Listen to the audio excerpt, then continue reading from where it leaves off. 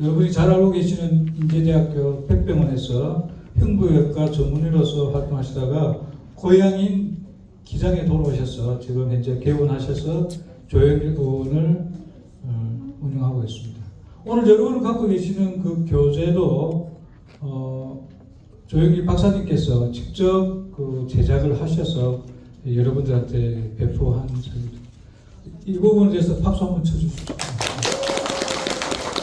오늘의 주제는 여러분이 갖고 계시는 그 교재도 써져 있지만 그 생명의 흐름이라고 조영길 박사님께서는 다른 시각으로 일반 우리가 알고 있는 의사 선생님들하고 다른 시각으로 우리 몸을 관찰하시고 또 직접 행동으로 옮기시는 실천하시는 의사 선생님이십니다.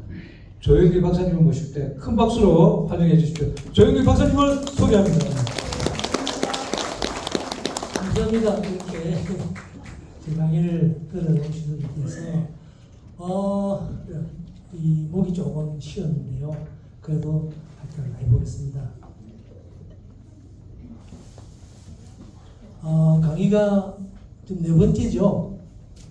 몇 번 하다가 보니까 늘 우리가 이제 의학에 관한 거, 질병에 관한 이야기는 정보들이 너무 많이 넘쳐납니다. 근데 사실 또 이야기 들으면 이렇고 저 이야기 들으면 저렇고 의사 이야기 들으면 이렇고 한의사 이야기 들으면 이렇고 또 약사 이야기 들으면 이렇고 굉장히 정보가 지금 막 홍수처럼 밀려와서 뭐가 뭔지 잘 모릅니다. 그래서 저조차도 굉장히 혼돈스럽고 또 이런 이야기를 했을 때 이야기를 듣는 사람이 어떻게 받아들일까 하는 걱정도 굉장히 많아요. 그러면서 거의 이제 의사가 된 지가 거의 뭐 30년 이상 지나가고 보니까 사실 내가 보는 이 질병에 대한 시선들이 좀 많이 이렇게 뭐 교정이 된다 할까? 왜냐하면은 저는 이제 흉부외과사다 보니까 외과사는 뭐 칼로 째고 매고 하다 보면은 좋아지면은 환자하고 이별입니다. 잘 가세요. 그래서 안 오면은 굉장히 좋은데 오면은 뭔가 우리가 불편해져요.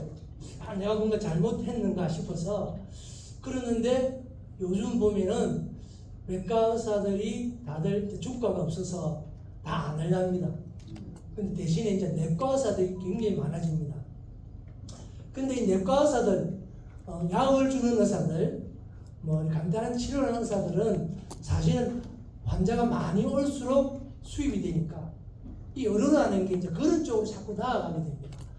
그러니까 오늘 주제가 제가 생명의 흐름 이런 주제를 갖고 생각을 많이 해봤습니다. 예전부터라도 해보니까 이 흐름이 중요한 건 흘러가야 되는데 여기에 붙잡히면은 그때부터는 어떻게 보면은 노예가 됩니다. 노예가 종이 됩니다. 종이. 그래서 모든 사람들이 제가 볼 때 사실 조선시대 종처럼 살아가고 있는 현실이 지금 병을 앓고 지금도 병원에 가서 약을 타먹는 사람이 대부분이구나 하는 생각이 많이 했습니다. 그럼 도대체 이렇게 안 할 수는 없을까 하는 이런 고민도 많이 했고 그런 관점에서 환자를 보게 되니까 다른 게 보이는 거예요.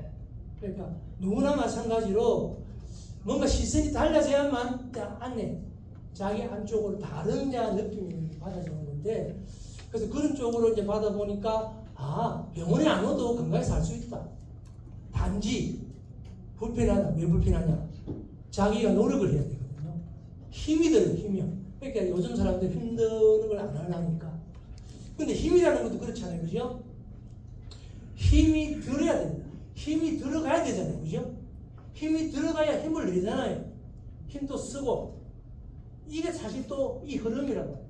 힘이 들어가야 힘이 나오는데 힘을 내라고만 하니까 들어가지 않는데 그러니까 어떻게 이것도 약을 먹고 또 힘을 내야 돼요. 약을 먹고. 그러니까 다 이렇게 편하게 살려고만 하는 세상이다 보니까 그 길목에서 이제 낚시질 하는 사람이 너무 많습니다. 사실은. 네?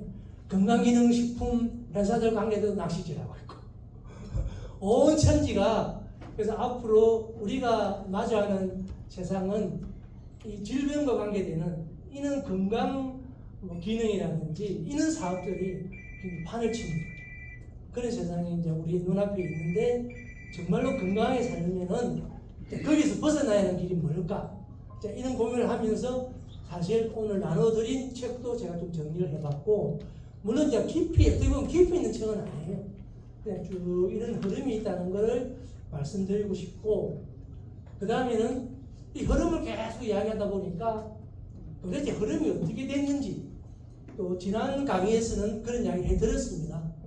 아무것도 없는 세상에서 무기질이 유기물이 돼서 생명이 만들어질 때까지, 그리고 우리 사람이 될 때까지 과정을 쭉 이야기를 해보았습니다.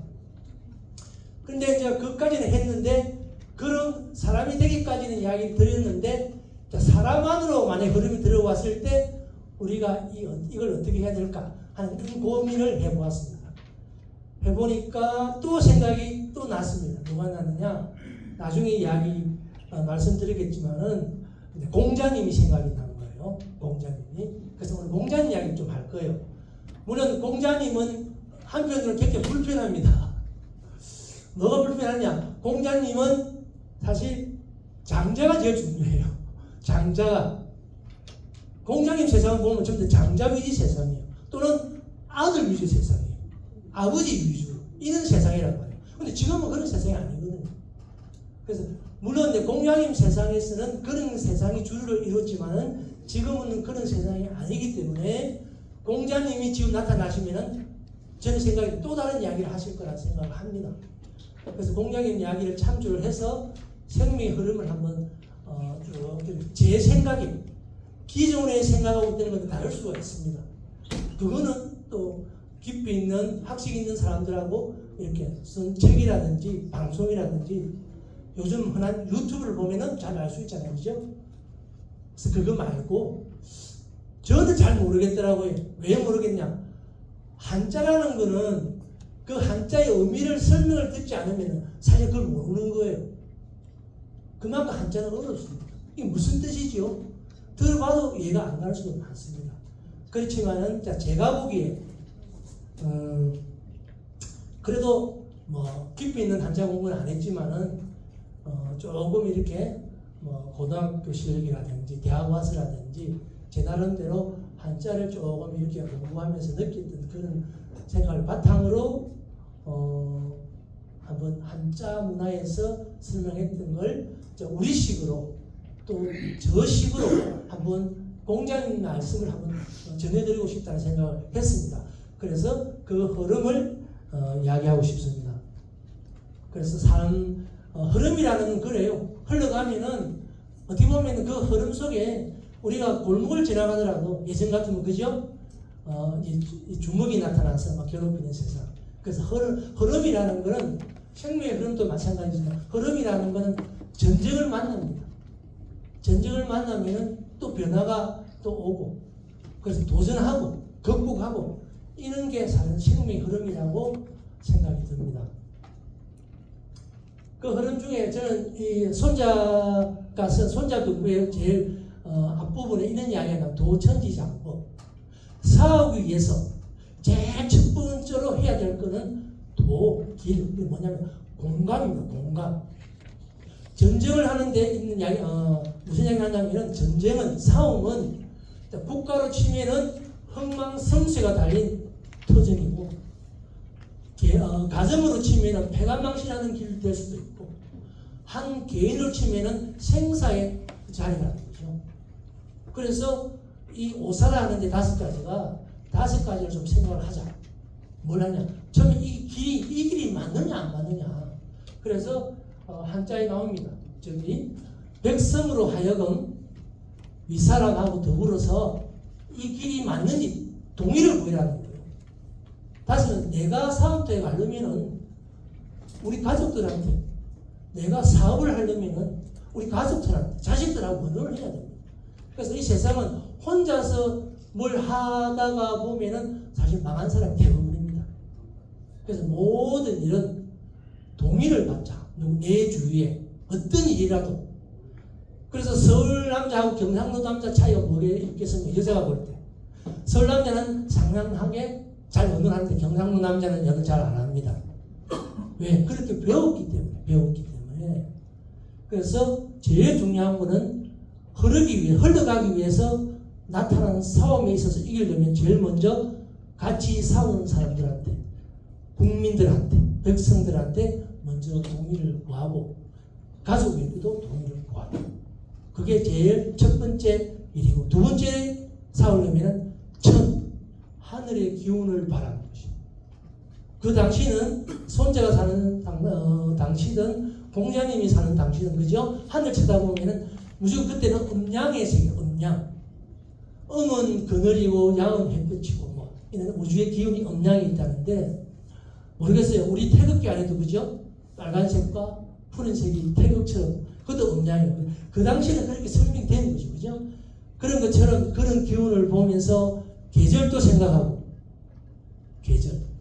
하루 지나 아침에 살 건가 저녁에 살 건가 그때도 생각하고, 그래서 하늘을 쳐다보면서 그 기운을, 또 요즘 생각하면 경제적인 여건도 생각하라는 것이죠. 왜? 아니 전쟁하려면은 물자도 필요하고 돈도 많이 엄청나게 필요한데 돈 없으면 싸우지는 못한다 라는 것이죠, 그죠? 군랑민들 돼야 되니까. 그래서 경제적인 상황에 이렇게 모든 돌아가는 상황을 두 번째로 생각하고, 세 번째로는 땅입니다.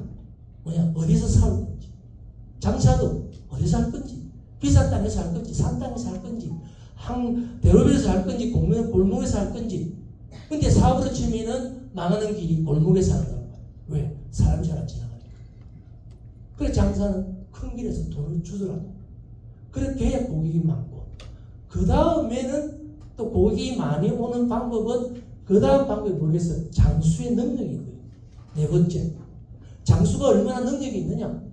뭐 손짜장 치면은 짜장면을, 이 면을 정말로 면발 좋게 만드느냐, 그런 것부터 시작해서 장수의 능력, 장수가 지휘하는 능력이라든지 부하 통솔하는 거라든지, 장수의 정말로 칼을 잘 쓴다든지 이런 식의 능력이 있어야 된다는 거고, 마지막에는 어떻게 운영할 건가 계획을 세워서 이제 국민들이든지 병사들한테 잘 알려서 잘하는 사람한테는 상 주고, 잘하는 직원한테도 뭐라도 좀 더 능력을 주고, 못하는 사람들한테는 좀 격려를 해서 잘하도록 하고 하는 그런 운영의 시스템을 만들어가야 비로소 싸울 수 있는 여건이 된다는 이야기입니다.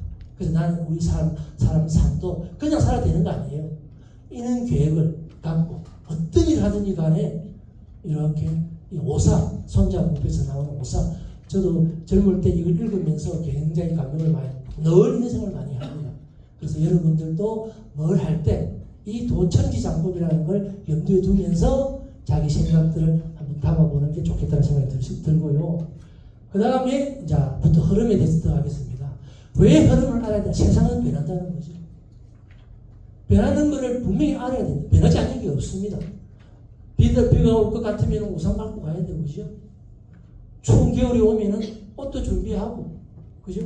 겨울에 먹을 양식도 준비하고, 이런 것처럼 준비를 해야 된다는 거죠. 그래서 변하는 것은 모든 게 변하기 때문에 대비를 하고 준비해야 된다. 그런데 어떤 사람은 왜 도대체 내한테만 이런 일이 일어나느냐? 그 변화라는 거는 그냥 세상에서 변하는 본래의 모습입니다. 그 따지도 말고 묻지도 말고 변화는 오니까 같이 변해라. 이렇잖아요. 한 집안에서도 아버지하고 자식은 그야말로 싸울 수밖에 없는 상황인 거예요. 그죠? 왜 싸우느냐는 거죠. 아버지는 옛날 사람입니다.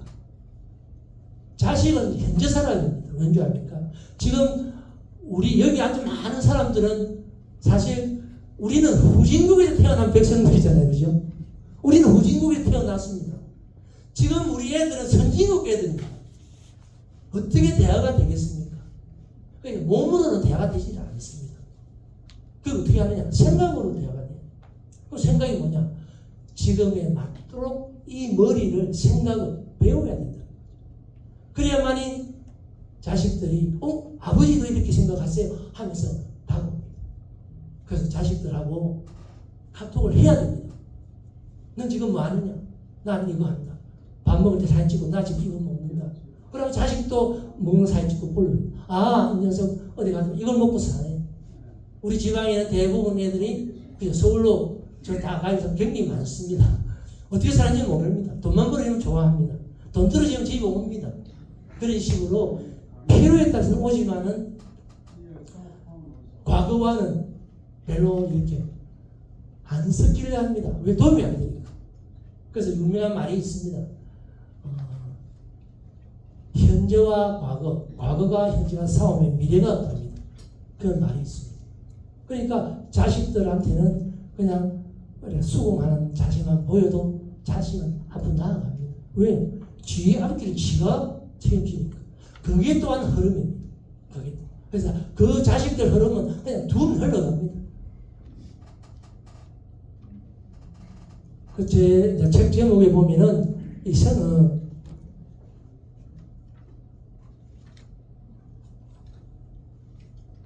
생명의 흐름 밑에 이렇게 질병은 흐름에 왜곡된 패턴이에요. 그래 우리가 아픈 거는 뭔가 흐름이 잘못됐다는 거죠. 그래 패턴이라는 게 영어라서 조금 거시기 하지만은 쉽게 우리나라 말로 쉽게 이야기하면은 흐르는 모양 그게 자 패턴이고 구체적으로 또 하면 이렇게 사실은 할 수 있는데 이렇게 왜 사람은 흐르는 모양을 보고 사느냐? 이거는 생존 본능이라는 거죠. 그러니까 오랜 초기에 조상들은 먹고 사는 게 사냥하고 또 나무에 있는 열매 따서 채집하고 그 시간이 되면 또 가고 그래서 그 이유가 동물들을 쫓아다니려면 동물이 지나간 흔적을 알아야 돼요. 아 이렇게 갔구나. 그럼 언제 여기 오면 또 가겠네. 이런 식의 그 동물이 이렇게 움직이는 방향을 아는 모양을 봐야만이 생존할 수 있어요. 그리고 어느 계절에 가니까 어느 나무에 무슨 열매가 달려 있더라. 그러면 그때 거기 가자. 그게 또 패턴이에요. 심지어 요즘도 그렇잖아요. 그죠? 어느 동네 할머니는 뒷산에 고사리가 어디 많은지 압니다. 자기만 가서 그 고사리 따먹는 할머니들이 많이 계세요. 그것도 하나의 패턴에 의해서 자기가 그렇게 살아가는 거예요. 그래서 이 패턴은 우리 인간이 살아온 하나의 본능적인 방식이에요. 그리고 여기 사진처럼 강물은 저렇게 굽여 흐를 수밖에 없습니다. 세상에 모든 직선은 없습니다. 직선은 이렇게 반듯하게 하려면 무궁무진한 노력을 해야만이 반듯하게 고속도로 노력 안 하면 닦지는 못합니다. 그래서 굽이쳐 흐르는 거 패턴이 왜곡되는 거는 그냥 자연 법칙이라 생각했다가 받아들이되 너무 많이 굽이치다 보면은 뚝이 무너집니다. 그래 뚝이 무너질 정도가 되면은 뭔가 모르게 조정을 해야 됩니다. 그래서 이 왜곡은 자연 법칙이기 때문에 왜곡에 대해서 그렇게 이렇게 불편은 없습니다. 자 왜곡된 걸 하나 보여드리고 싶습니다. 자 여기에 제가 나이가 들면은 발 뒤꿈치가 저렇게 변합니다. 아마도 여기 계신 대부분 저럴 겁니다. 근데 왜 발 뒤꿈치가 갈라질까요? 그죠? 어떤 사람은 그 곰팡이가 그냥 곰팡이균이 해서 곰팡이 그냥 막 바릅니다. 그럼 어떤 사람은 수분이 없어서 그러다가 하시는 것만 이렇게 바릅니다. 그렇다고 해결되지 않습니다. 어떻게 해결? 왜냐하면 이미 저 상태가 되면은 피부 속에 있는 땀샘이라든지 지방샘들이 밖에가 다 올라가서 이제 더 이상 피부를 촉촉하게 만들 수가 없습니다. 왜 저렇게 됐을까? 딱 하나입니다. 등이 굽어지면서 시작됐습니다. 등이 굽어지면 발의 무게중심이 어디로 갈까요? 앞부분으로 옵니다. 그래서 뒤꿈치에는 무게가 안 실면서 옛날보다는 훨씬 혈액순환이 줄어들고 혈액순환이 줄어들면서 피부에 가는 이제 영양소도 없다 보니까 점점 말라갑니다. 말라가다가 결국에는 저렇게 되는 거예요. 저거 하나만 봐도 그죠? 이미 많은 사람들이 어느 순간 내 등 굽어 있다고 봐야 됩니다. 당신 등이 굽었네. 안 굽었다고 또 이렇게 합니다. 그래서 일본의 어떤 의사는 매일 자기 등을 거울로 본답니다. 그만큼 하나하나가 이 흐름을 이렇게 바꾼다는 거죠. 그래서 잘 본인만 알면은, 그러니까 수분 보습 크림을 바르는 것도 중요하지만 안 바르면 금방 됩니다. 그럼 어떻게 하느냐? 턱주 세우고 많이 걷고 발바 자극 많이 줘야 됩니다. 그러면 그나마 좋아집니다. 물론 갈라지면 곰팡이균도 굉장히 많이 있어서 곰팡이균도 죽여야 됩니다. 그래서 흐름은 그렇게 이렇게 교정할 수 있습니다.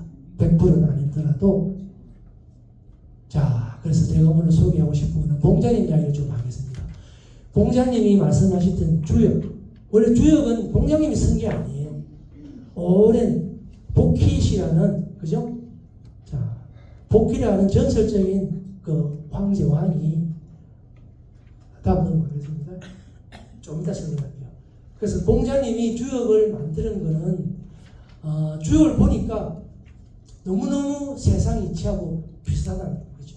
그래서 공자님이 주역을 제자들과 함께 쭉 원리라든지 이걸 책으로 정리해 간 거예요. 그래서 이 질명이 흐렸던 왜곡의 어떤 패턴을 공자님이 정리한 주역을 보고 이렇게 같이 한번 오늘 해보고자 하는 생각을 했습니다. 공자님은 우리가 잘, 그죠? 불과 봐도 이 중국 노나라 때니까, 그죠? 2500년, 2600년 전 사람입니다. 그 저때 저만한 학식을 가진 사람은 없는 거죠. 그래서 이 주역이 말하는 지혜라는 것은 왜곡된 패턴에 보지 말고 이 우주의 생명이 복원될 수 있다는 것, 이걸 이 주역을 통해서 설명을 했다는 거죠. 그래서 저는 공자님이 묻혀있는 공자님 무덤으로 가봤습니다. 10년 전에. 그래서 더욱더 이걸, 예전에는 주역을 받는 어려워서 보다가 말다가 그래도 지식인이라면 이 정도는 좀 뭔가 봐야 되는데 사실은 모르겠더라고요. 뭐 혈용이니 잠용이니 혈용이니 막 이래 설명해놨어요. 아니 없는 용을 그렇게 설명해 놓으니까 어떻게 알겠습니까? 그 당시는 그렇게 설명해주면 전부 다 그렇구나 따라갔겠지만, 아직도 뭐 용의 존재에 대해서 믿는 사람이 있다면 글쎄요, 그 사람 생각이지만은, 그래서 눈에 보이지 않는 세상 분명히 있습니다. 보는 사람이 있겠죠, 그죠?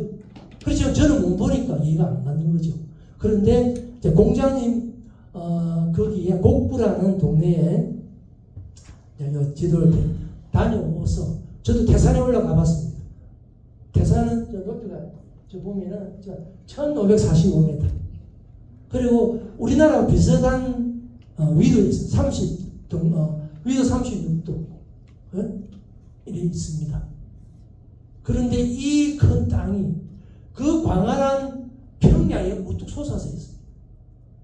그래서 이 태산은 중국에서 5학 중에 하나입니다. 그 중에서도 이 평야에 우뚝 솟아 있다 보니까 엄청난 기후 조건이라는 게 극과 극입니다. 그러니까 황제들도 이 태산에 와서 기우제도 지내고 제사 지냈다는 거죠. 그래서 공자님이 이제 여기서 한국을 익히면서 태산을 또 바라보면서 주요 공부를 했겠죠, 그죠? 그러니까 이 태산에서 흘러나오는 지류가 많이, 큰 지류가 사수라는 강이고요. 자, 또 하나가 기수라는 데가 있습니다. 공자님 동네는 이 곡부다 보니까 이 곡부하고 이 태산 거리는 한 7, 80km 됩니다. 그죠? 울산까지 왔다 갔다 하면 한 7, 8 되죠, 그죠? 그 거리인데, 제가 태산에 갔을 때는 그냥 비가 내리갖고, 올라갔을 때는 이렇게 곡부 시내까지 전망이 안 보입니다. 그 밑에까지도 안 보여. 그야말로 구름에 쫙 가려 있으니까 불행한 거죠. 그런데 그 태산에 올라가려고 그 중국 사람들은 애들 데리고 끝까지 올라가. 계단이 끝까지 있습니다. 물론 제일 밑에서 바로 올라가는 게 아니라 중간중까지 올라갔다 계곡을 타고 올라갔다가 거기서 이제 걸어 올라가는데, 굉장히 날씨가 변화무쌍합니다. 그래서 이 공자님이 사수 강가에서 외친 이 탄식이 있습니다. 밑에 가는 것이 이와 같구나. 밤낮으로 쉬지 않네. 가는 것이 뭐겠어요? 세월 가는 게 이와 같구나. 이 강물 흐르는 것 같구나. 밤낮 없이 쉬지 않네. 물이 흐르는 것도 밤낮에 쉬지 않고 내가 배워야 할 학문도 밤낮 없이 해야 되겠네 하는 그런 단식이에요. 그래서 앞으로 이 주역을 사실 이 주역을 공장님 동네 가서 대산 올라가서 이 강을 한번 봐야만이 주역이 이렇게 되구나. 그래서 저는 여기 갔다 온 이후로 하여튼 몇 년 전 흐르고 주역 다시 보게 됐습니다. 그때 비로소 좀 느낌이 많이 왔어요. 그래서 그 느낌을 지금 오늘 이야기할 겁니다. 그리고 그 느낌들은 기존 주역 해석하는 사람들하고 다를 수도 있어요. 그렇지만은 공감을 많이 하실 거라고 봅니다. 자, 먼저 곡부의 기후를 봅시다. 곡부 기후, 봄날이 되면요, 기온차가 1500m 이상이니까 이 평야하고 날씨가 굉장히 심합니다. 이런 봄에. 그래서 비도 많이 내리고 천둥, 번개 굉장합니다. 그래서 또 태산에 쌓이던 눈들이 녹아내리고, 그래서 그 눈들이 녹아서 산에 머금고 있다가 일러대에 서서히 내려와서 사수강을 이루고, 저기 이 서쪽으로, 서남쪽 쪽으로는 동평호라고, 동평호라고 저 호수가 결국에는 황학강까지 이어집니다. 그런데 공장님 사는 동네는 이래 남쪽으로, 남동쪽 쪽으로 흐른다는 거죠. 전동 번개. 그래서 이 주역을 이해하면 이 번개 이야기가 굉장히 많이 나옵니다. 번개 이야기가. 왜겠어요? 하늘에서 땅으로 내리칩니다. 그래서 내리치는 땅을 깨운다는 거죠. 그래서 공자님도 사람을 뭔가 깨워야 되겠다. 그게 배움의 길이다. 이런 이야기 나중에 하게 됩니다. 그래서 안개도 많이 지고 천둥 치고 비 많이 내리고 기후가 엄청나게. 그리고 8월인데 우리가 갔을 때도 비가 너무 많이 와서 꼭대기에 올라갔지만은 제일 꼭대기에 이 옥황적이라고 있습니다. 여기까지 다 올라갔고 거기서 또 굉장히 추웠습니다. 여름에 비가 오고 이런 기온이 높아서. 근데 이 이야기입니다. 주역이 만들어 저에게는 팔계라는 걸 복희라는 전설 속의 제왕이 이렇게 그 당시 보면 하늘과 땅 사이에 6개의 비, 바람, 물, 산, 물의 연못이 있더라. 이 6개의 조화 속에서 하늘과 땅이 끊임없이 메시지를 주고받으면서 세상 만물이 돌아가더라 하는 그런 이야기들이 있습니다. 자, 세상이 저 6개의 꿈을 있습니다. 그죠? 근데 많은 사람들이 그냥 이만 하니까 설명이 안 되니까 여기 이제 왼쪽에 있는 것처럼 주석을 달아놨습니다. 불은 무슨 상징이 불은 뭐 열정이고 타오르고 이런 거라든지, 번개는 물에, 전통 번개는 어떻다 이렇게 막 나옵니다. 물은 어떤 의미나 산은 어떤 의미나 쭉 그러니까 저렇게 상징적인 해석을 해야만 이제 주역이 해석이 되거든요. 저걸 모르면 주역이 해석이 되지 않습니다. 그래서 8개, 하늘부터 땅, 8개가 8 곱하기 8 해서 64입니다. 그래서 주역은 64괴로 이루어져 있습니다. 그러니까 이 개가 있니 저 개가 저랬니 하고 이야기하면 오늘 한도 끝도 없습니다. 저는 괴 이야기는 빼겠습니다. 그렇지만 괴 중에 우리 태극기에 있는 이 4괴는 알아요. 그죠? 3, 4, 5, 6. 그죠? 3은 건, 6은 곤. 그죠? 자, 4는 불이고, 자, 5는 물. 이런 순환하에 돌아간다는 태극기에는 이런 게 있습니다. 그래서 우리가 이 괴에 대해서 너무 이렇게 모른 척하면 되지는 않습니다.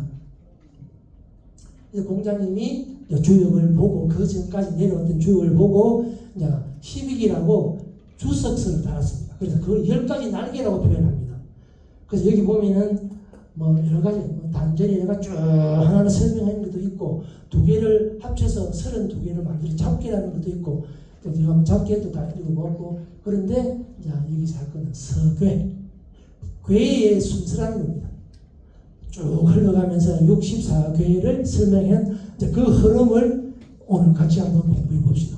그러면 아마도 곳곳에 우리가 사는 그 물이 흐르는 것과 같이 우리도 이렇게 살고 있구나. 위기가 오고 극복이 되고 또 번성하고 또 위기가 오고 또 번성하고 하는 그런 과정들이 주역에 있습니다. 그래서 예전에는 이걸 갖고 사실 점수를 써야 그죠? 점을 치자는 거 아니거든요. 근데 공장님이 볼 때는 이게 점이 아니고 이거는 우리가 사는 세상이라고 한 거죠. 그래서 이렇게 64개 나눠지 각각의 다 이름이 있습니다. 그 이름을 우리가 흘러가면서 한번 같이 봅시다. 그래서 공자님이 물이 흘러가는 것이 세월이 가는 것 같고 밤낮으로 항문하는 것 같다는 그런 이야기. 자, 이제 공부해 보겠습니다. 자, 제일 1번, 2번은 1은 하늘이고 2번은 땅입니다. 그죠? 하늘의 기운이 넘어서면은 다 말라버립니다. 그래서 중천건, 근이 많은데, 그냥 땅은 땅 기운이 너무 세면은 이 대지라는 거죠. 모든 걸 다 수용할 수 있는 능력을 가진 대지. 심지어 바다까지도 모든 걸 다 받아들이잖아요. 그죠? 그리고 세 번째부터 기운이 시작됩니다. 그래, 공자님이 볼 때, 근데 실제 주요 해설에서 보면은 이런 식으로 이야기하지 않습니다. 그냥 얼음에 번개가 이렇게 쳐서라든지 번개 들어가 기운이 거기서 녹기 시작해서 저 된다고 나오죠. 저는 그랬습니다. 공자님은 아마도 태산에 물을 제거했을 거예요. 왜? 물은 거기서 시작되니까. 그래서 번개가 이런 봄에 치면서 그 눈과 얼음이 쌓인 태산에 있는 데를 강탈을 하게 되고 그 번개 우레의 기운이 눈 속에 들어가서 녹기 시작을 합니다. 그게 수레천입니다. 마치 이거는 엄마 아빠가 결혼해서 합방하는 것도 될 수도 있고 생명이 탄생하는 순간이라는 거죠. 두 번째는 산수목입니다. 그렇게 이제 물이 녹기 시작을 하지만은 바로 강물로 되지는 않습니다. 내려오지 못합니다. 산이 다 흡수해버립니다. 그래서 물은 산이 다 흡수합니다. 우리가 비가 대부분 와도 산이 흡수하잖아요. 그죠? 그래서 산수입니다. 산은 위에 있고 물은 밑에 있습니다. 그래서 산이 물을 이렇게 흡수하는 거죠. 포용하는 거예요. 그래서 산수입니다. 마치 어린 몸입니다. 그러니까 산 안에 이렇게 갇혀갖고 흡수되어서 아직도 모르는 물들이 산 안에 있다는 거예요. 다시 말해 숲속에 있는 거예요. 아직 햇볕에 나오지 않는 어린지. 마치 집에서 애가 태어났는데 우리가 37일까지는 밖에 안 나오죠. 그냥 방에만 있죠. 그런 산수. 이렇게 두 번째 산수이고, 세 번째가 수천수입니다. 수천. 물이 하늘을 품는 거예요. 물이 어떻게 하늘을 품겠어요? 다시 말하면은 그 녹은 물이 산숲을 지나서 비로소 햇빛이 들어온 곳에 들어오고 그 물속으로 하늘이 들어간 거예요. 수천. 그래서 숫자는 기다리는 거예요. 물이 들어왔는데 조조조 흘러내리면 이제 햇빛 아래서 흘러내리면서 혼자 흘러가겠어요. 그죠? 저쪽에 흘러내는 물, 시계천 물들이 합쳐야 흘러내려갈 거 아닙니까? 그죠? 그래서 합치기만을 기다리면서 세력을 모으는 그런 단계가 이 수천수 단계고 마치 집 방 안에서 나와서 마당에서 형님들하고 가족들하고 노는 단계라 생각하면 돼요.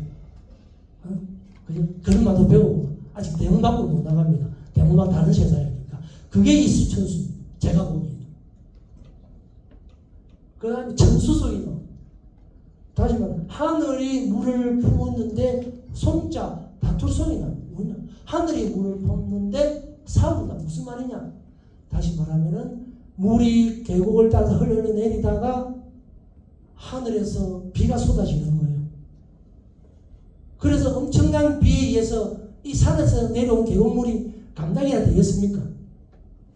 그 광경을 공자님께서는 천수성이라 했구나 생각됩니다. 또 이걸 우리가 사는 것이 이제 당장 대문을 지나서 아이들이 동네로 나온 거예요. 동네로 나오니까 이제 동네에 이제 지보다 덩치 큰 친구도 있고 형도 있고 거기서 싸움이 일어나는 거예요.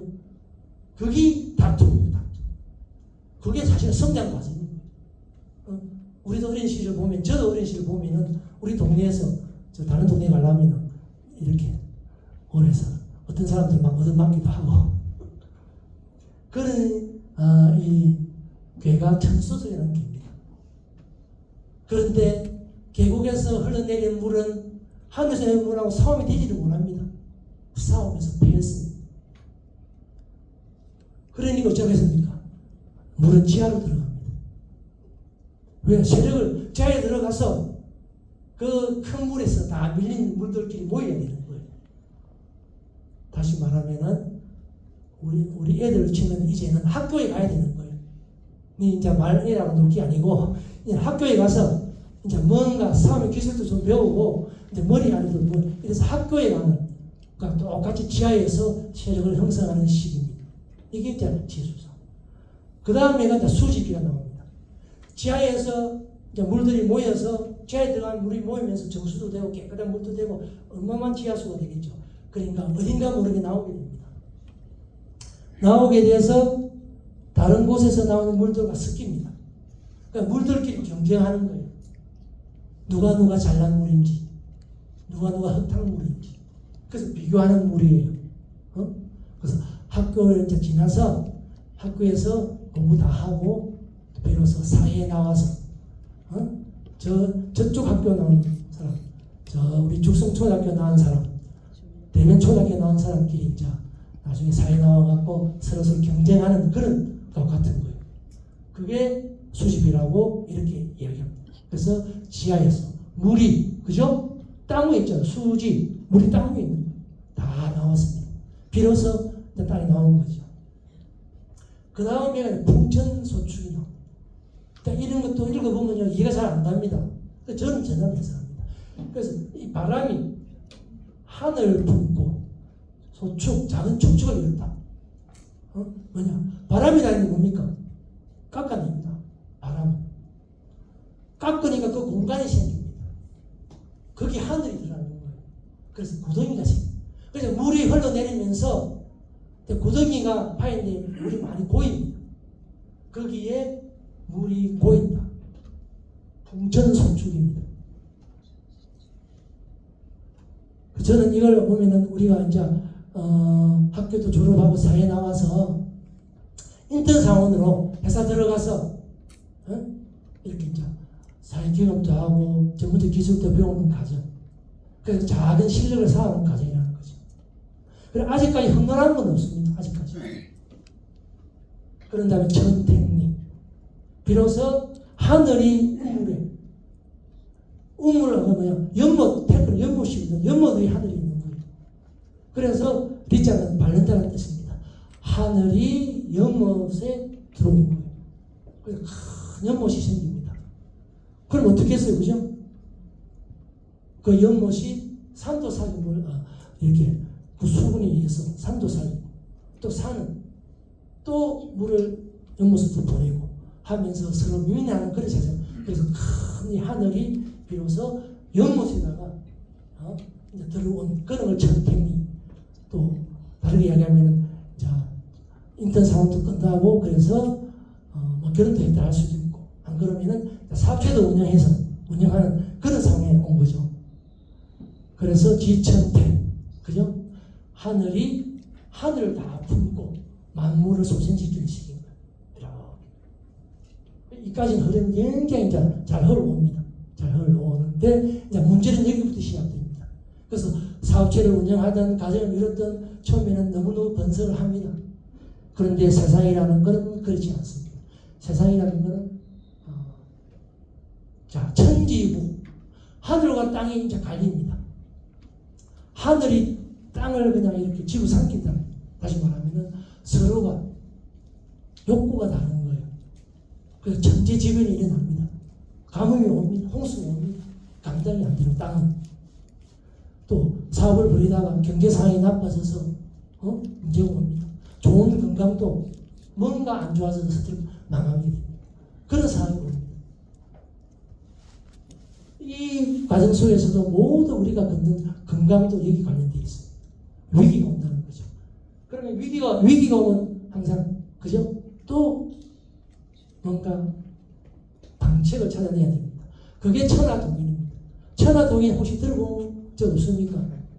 대장동 그 주범들이 만들던 회사가 천하동인입니다. 이 사람들이 저 천하동인을 쓰잖아요. 그래서 동인은 사람이 함께 한다는 거예요. 그래서 하늘 밑에 불이 있는 거예요. 하늘 밑에 불. 그 불꽃. 그래서 불꽃을 중심으로 사람이 뭉친다. 그래 가뭄이 드니까 그냥 있을 수 없다. 그래서 모여서 우물도 파야 됩니다.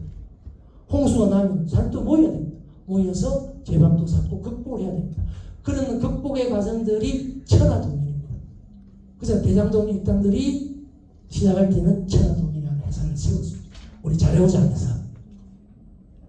그 다음에 오는 개가 화천대유입니다. 다시 하늘 위에 이제 불이 올라갔습니다. 그죠? 그래서 세상에 어떤 불꽃이 피우는 너무너무 그 천하동인의 위기를 잘 극복을 낸 거예요. 그 대유, 큰 걸 소유하게 되는 거예요. 성공을 하게 됩니다. 성공. 그래서 부자가 될 수도 있고, 명성도 날리고, 그런 흐름이 됩니다.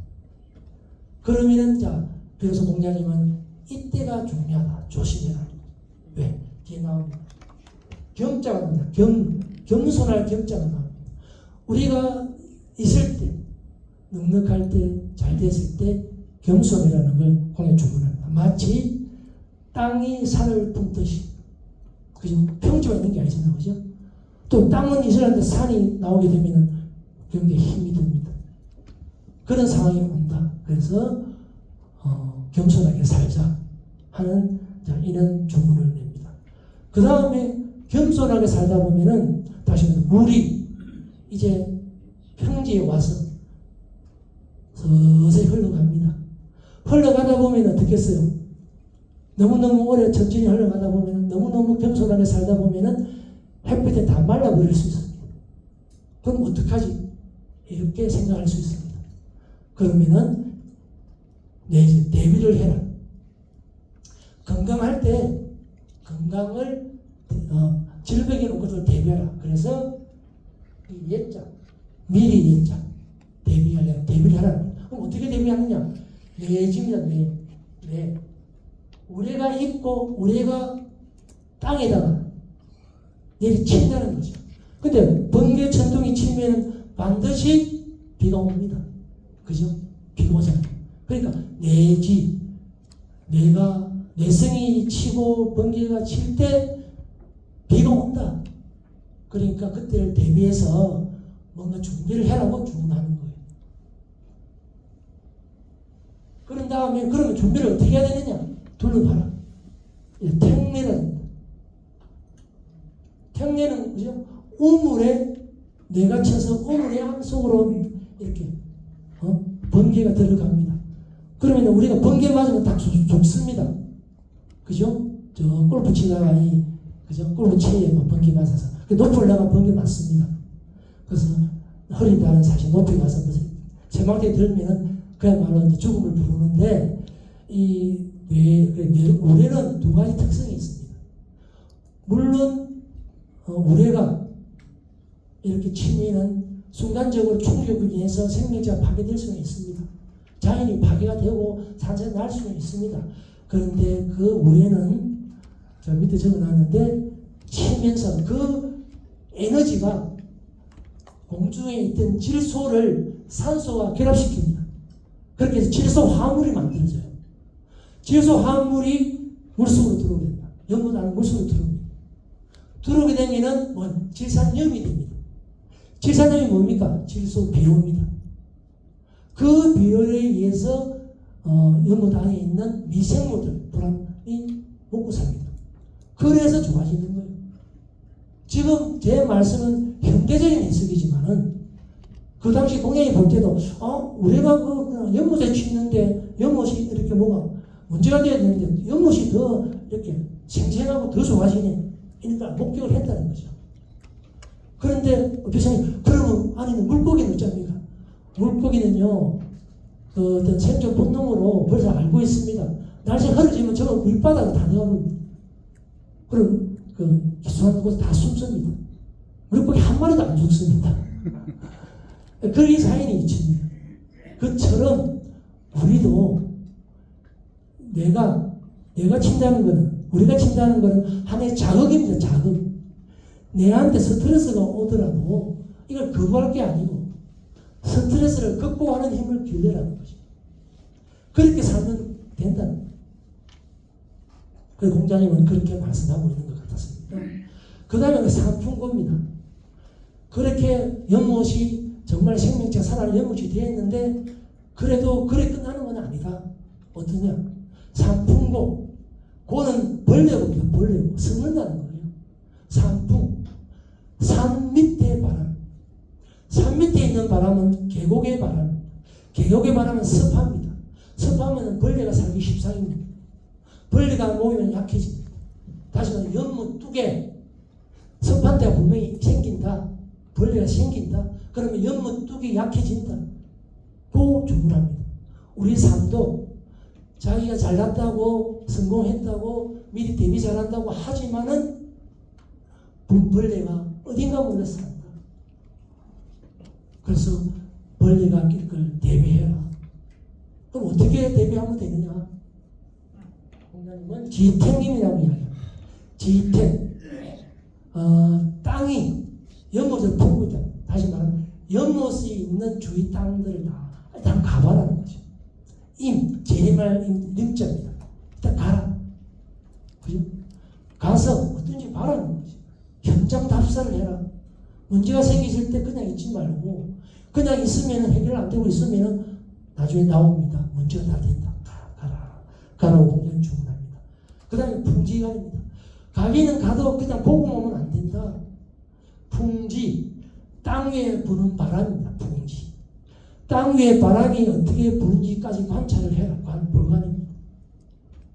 대충 이렇게 훑어볼 게 아니고 주위가 어떻게 흘러가는지까지도 다 파악을 해라.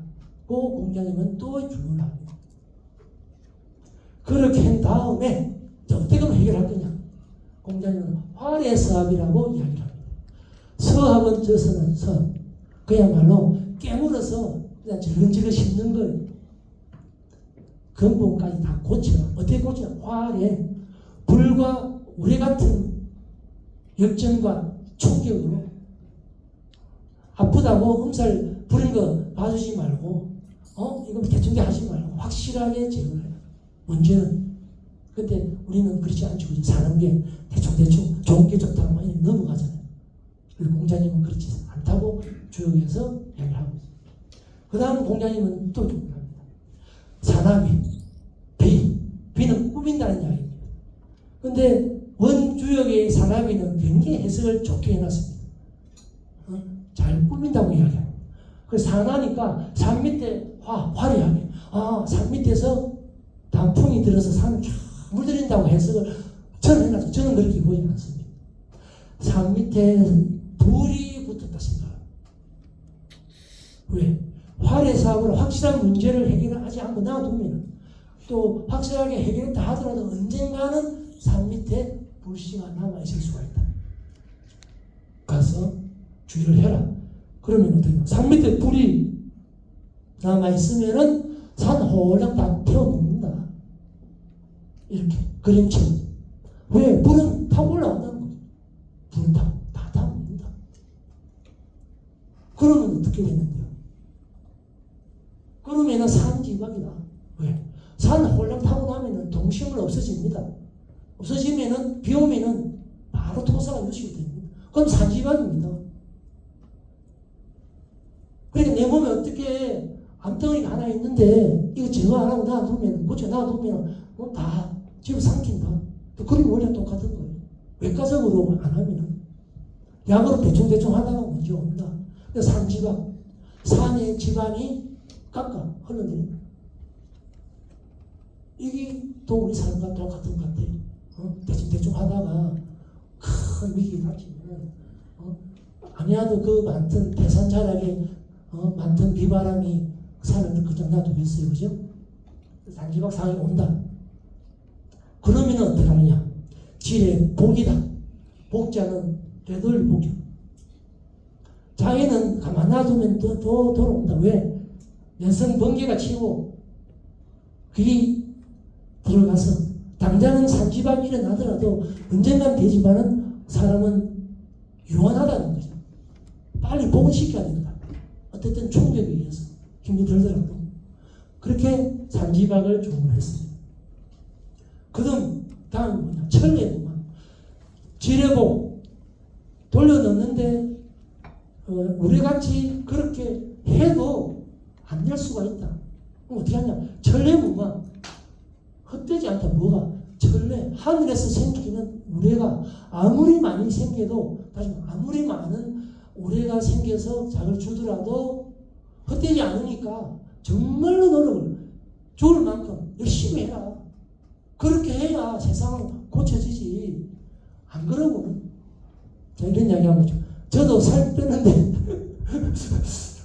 빼는데 옛날에 저를 보고 사랑하고 지금 보면 아마 천례무망의 상황 아니겠습니까? 십몇 킬로를 단지 얼마 안 기간에 빼고 또 지금도 3년 이상 유식인데 검사해 보면 아무 이상 없습니다. 그렇게 천례무망 해야만이 해결이 된다. 뭐 어떻게 해결이 되느냐? 그렇게 되면은 자 우레는 아까 제가 설명해 드렸습니다. 우레는 우선은 산에다 피해주는 것처럼 깎아내리고 없애고 다 하지만은 나중에는 그 기운이 질소비료가 되어서 산을 해부시킨다는 거예요. 천례무망 노력하면은 정말 힘써 노력하면은 산천대추 그죠?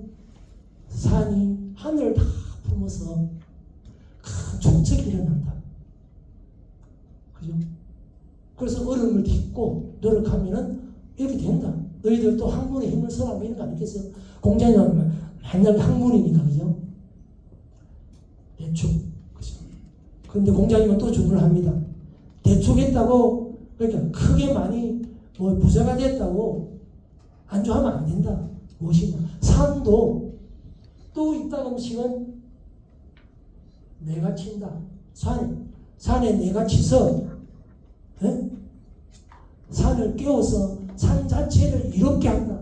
이 자는 뭐 양주가다 기르다 이 말인데 쉽게 하면 이롭게 하는 거예요. 산조차도 그 번개를 통해서 전통 번개를 통해서 이롭게 한다.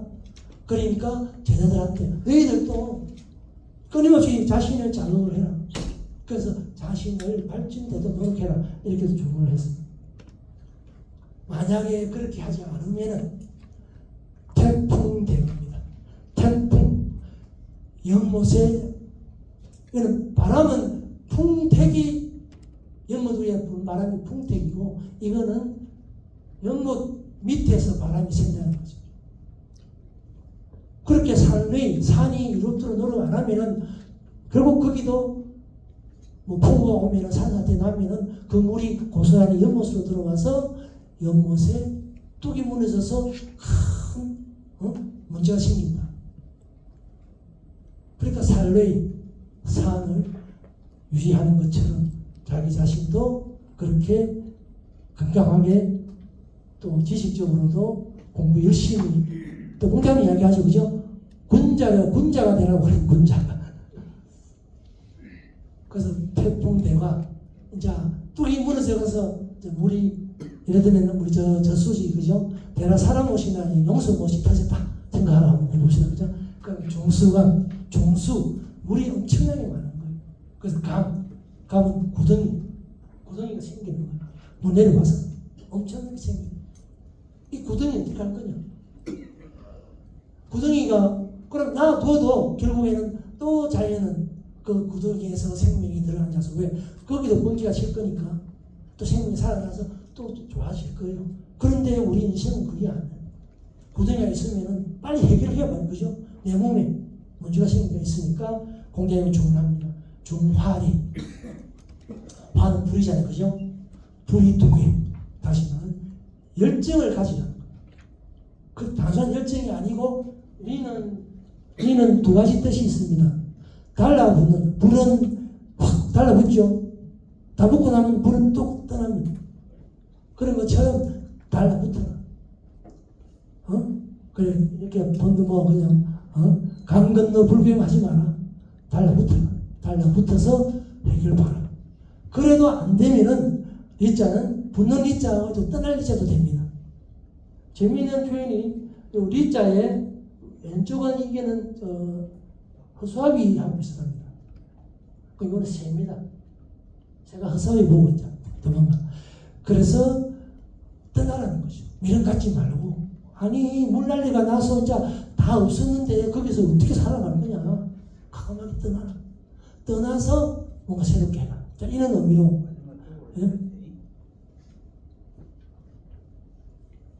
그래서 다음 택산함을 주문합니다.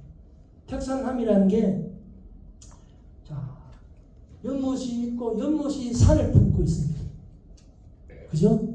함은 교화말 함자. 그래서 그 연못에 왜냐면 이제 물이 넘쳤으니까 물이 넘쳐서 이제 밑으로 흘러갑니다. 어디 가서 또 연못을 이루어서 산하고 교감해서 잘 지내라는 이야기죠. 미래를 버리지 말고. 그래서 산하고 교감을 주문합니다. 어디 가더라도 독불장군이 아니고 그 현지 가서 교감을 하면서 살아라. 가면 텃세가 심하다. 산이 얼마나 텃세가 심하겠습니까? 그죠? 그러니까 교감을 하면서 살고 살더라도 또 내풍을 주문합니다. 자, 뇌가 치면은 바람도 따라옵니다. 반드시 옵니다. 그죠? 그러니까 늘 그처럼 항상 변하지 말고 살으라고 주문합니다. 그렇게 살면은 다 역전이 되고 기회가 오고 살만한 세상이 된다. 그 이야기하지만은 또 공자님은 여기서 또 반전을 이야기를 합니다. 그래도 살다가 또 물은 넘칩니다. 그죠? 또 연못에서 비가 오면 넘칩니다. 넘치면은 또 이 물은 어디 갈지 모르잖아요. 또 사람으로 치면은 어디 살다가 마음에 안 들면은 과감하게 떠나라는 이야기죠. 떠나서 자 천삼둔 하늘과 맞닿아 있는 산 근처 가서 조용히 살아라. 그게 제일 낫다. 괜히 미련 갖고 살다 보면은 아무 일도 되지 않는다. 이렇게 주문합니다. 가서 공부해라는 거죠. 공부하고 또 체력도 이렇게 관리하고 그 다음 또 주문합니다. 가서 언둔해서 학문과 어떤 체력에 수양을 하지만은 그냥 있지 말고 내천대장 하늘 높이 있는 우리와 같은 그런 힘을 길러서 대장 장하게 자기 자신을 다듬으라고 주문합니다. 그런 다음에 그냥 잊지 말고 화지심, 그죠? 화는 그 열정을 가진 내천대장이 된 또는 물로 봐도 됩니다. 그 세력이 된 물이 자, 땅으로 세상 속으로 나아가라. 잊지 말고 공자님처럼 자, 많이 배웠기 때문에 세상을 자, 뭐 계획하기 위해서 주루천화를 하는 것처럼 많이 이렇게 배웠으면은 세상을 위해서 봉사를 하라고. 그런 봉사를 하다 보면은 반드시 성공하는 건 아니다. 또 봉사 잘 사면 그래서 봉사하다가도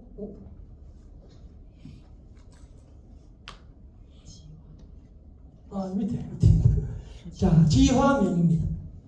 그 열정이 지하에 숨습니다. 왜냐? 명이 상처를 받습니다. 우리 삶도 마찬가지입니다. 내 잘하려고 해봤는데 세상 사람들이 자기를 알아주지 않습니다. 그러면은 막 그냥 의기소침해지고 세상 살기 싫어지고 그러면은 숨습니다. 상처를 마음의 상처도 받고 실제 잘 안 되면은 사고도 당합니다. 그런 세상이 온다. 늘 끝까지 생각하라는 거죠. 그런 다음에 공자님은 이야기합니다. 그렇게 살다 보면은 가정을 이룬다는 겁니다. 풍화, 화, 열정을 불을 시켜줄 바람이 온다. 그래서 제가 생각할 때는 마음이 맞는 사람을 만나서 결혼하면 된다. 그러고 뜻은 굽히지 말고 가정을 이루어서 자식을 낳고 그 뜻도 자식한테 또 이렇게 넘겨주라 하는 의미에서 이 배를 주문한다고 저는 읽었습니다. 그런데 화택교 우리가 가정을 마음 맞아서 가정을 이루어서 한평 살다 보면은 마음을 이제 맞지 않는 또 시간이 옵니다. 그게 화택규입니다.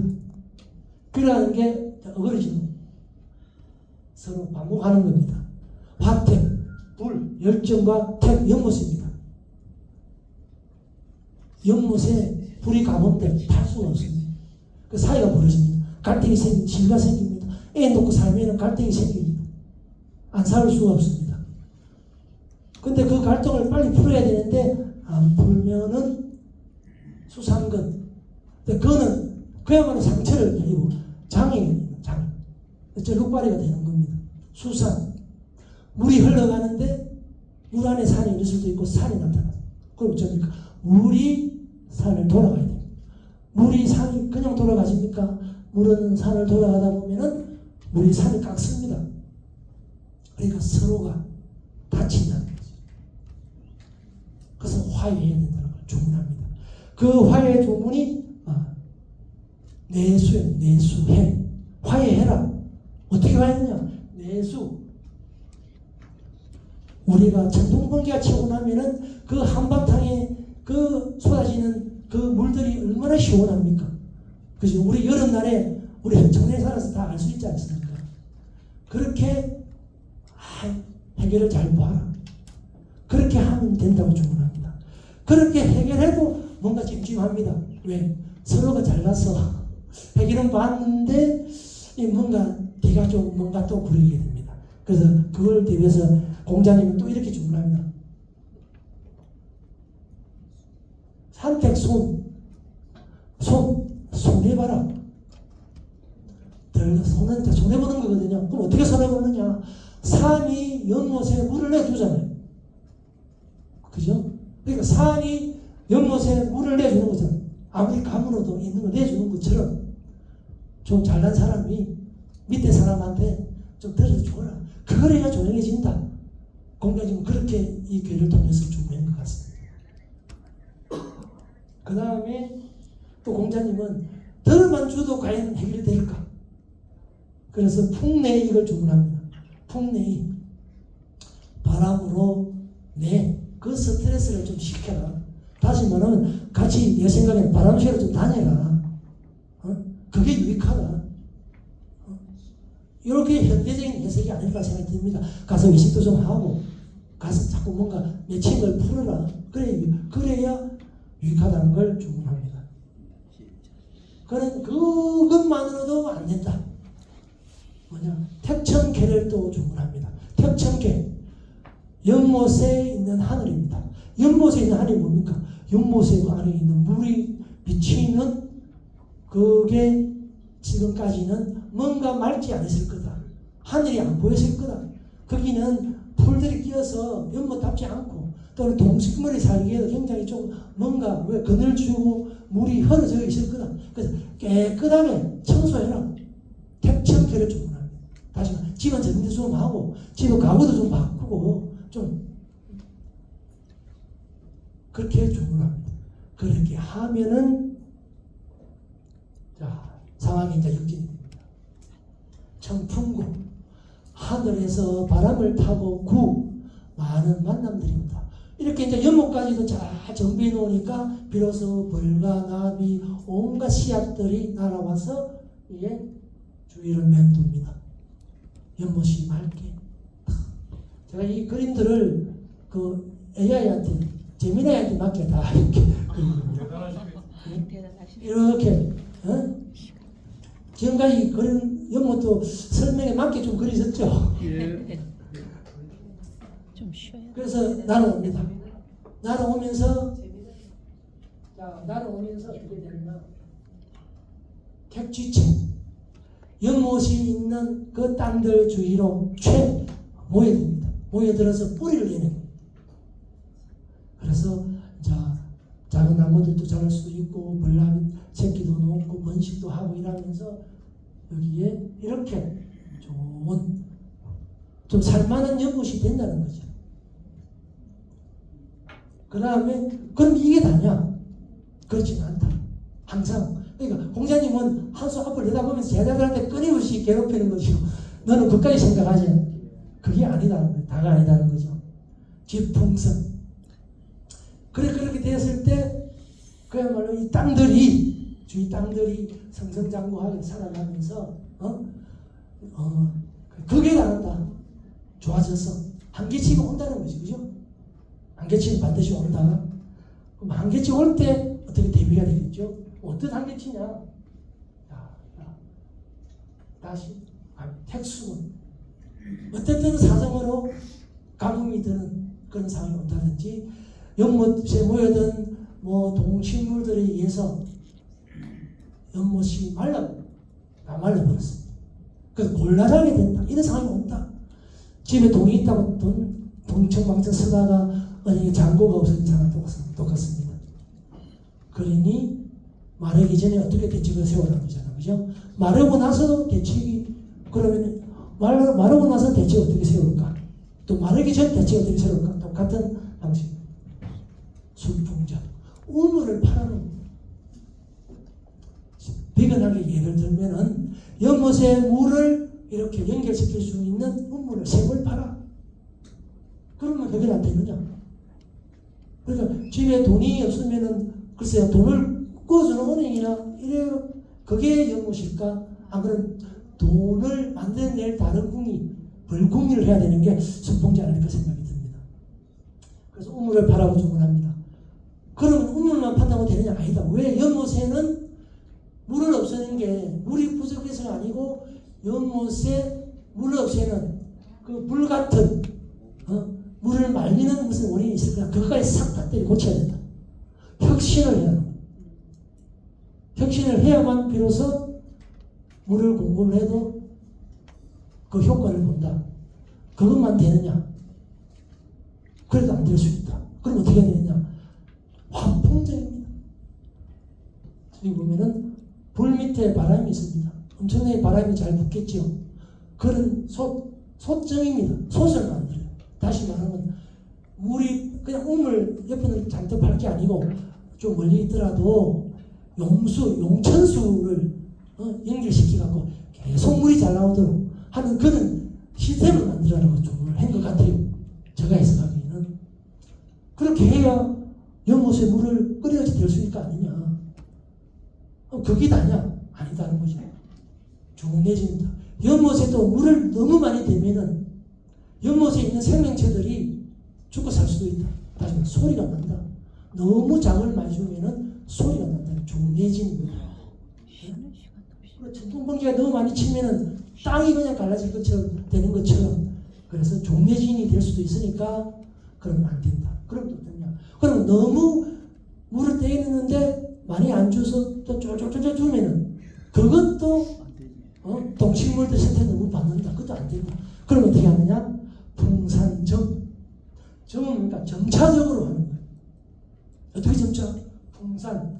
바람이 산을 타고 가듯이 점차적으로 넘어가는. 그래 점차적으로 모든 걸 쉽게 빨리 이렇게 하려지 말고 세상에는 점차적으로 물도 점차적으로 이렇게 공급을 해줘야만이 거기가 한계가 생기지 않고 계속해서 시스템적으로 움직여간다.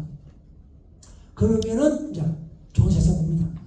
귀매라는 거는 귀매 사실은 도랄 기자에 누이매니까 이건 시본의 누이가 친정으로 온다. 이건 안 좋은 건데. 그건 안 좋은 거고 아니면은 이제 친정이 너무 잘 살게 되니까 친정이 가져가려고 그죠? 가져가려고 온다고 해석할 수도 있어요. 그래서 내택 이 우레가 연못에 치주면서 연못이 아까 택내주처럼 잘 이렇게 돌아가게 되고 그러면은 시집간 누이도 오게 된다. 정말 좋아진다. 그리고 그게 반복되다 보면은 내하풍, 풍산의 풍자입니다. 너무너무 잘 될 수 있다. 그런 상황이 가면 내화. 우레도 치고 불도 났습니다. 그죠?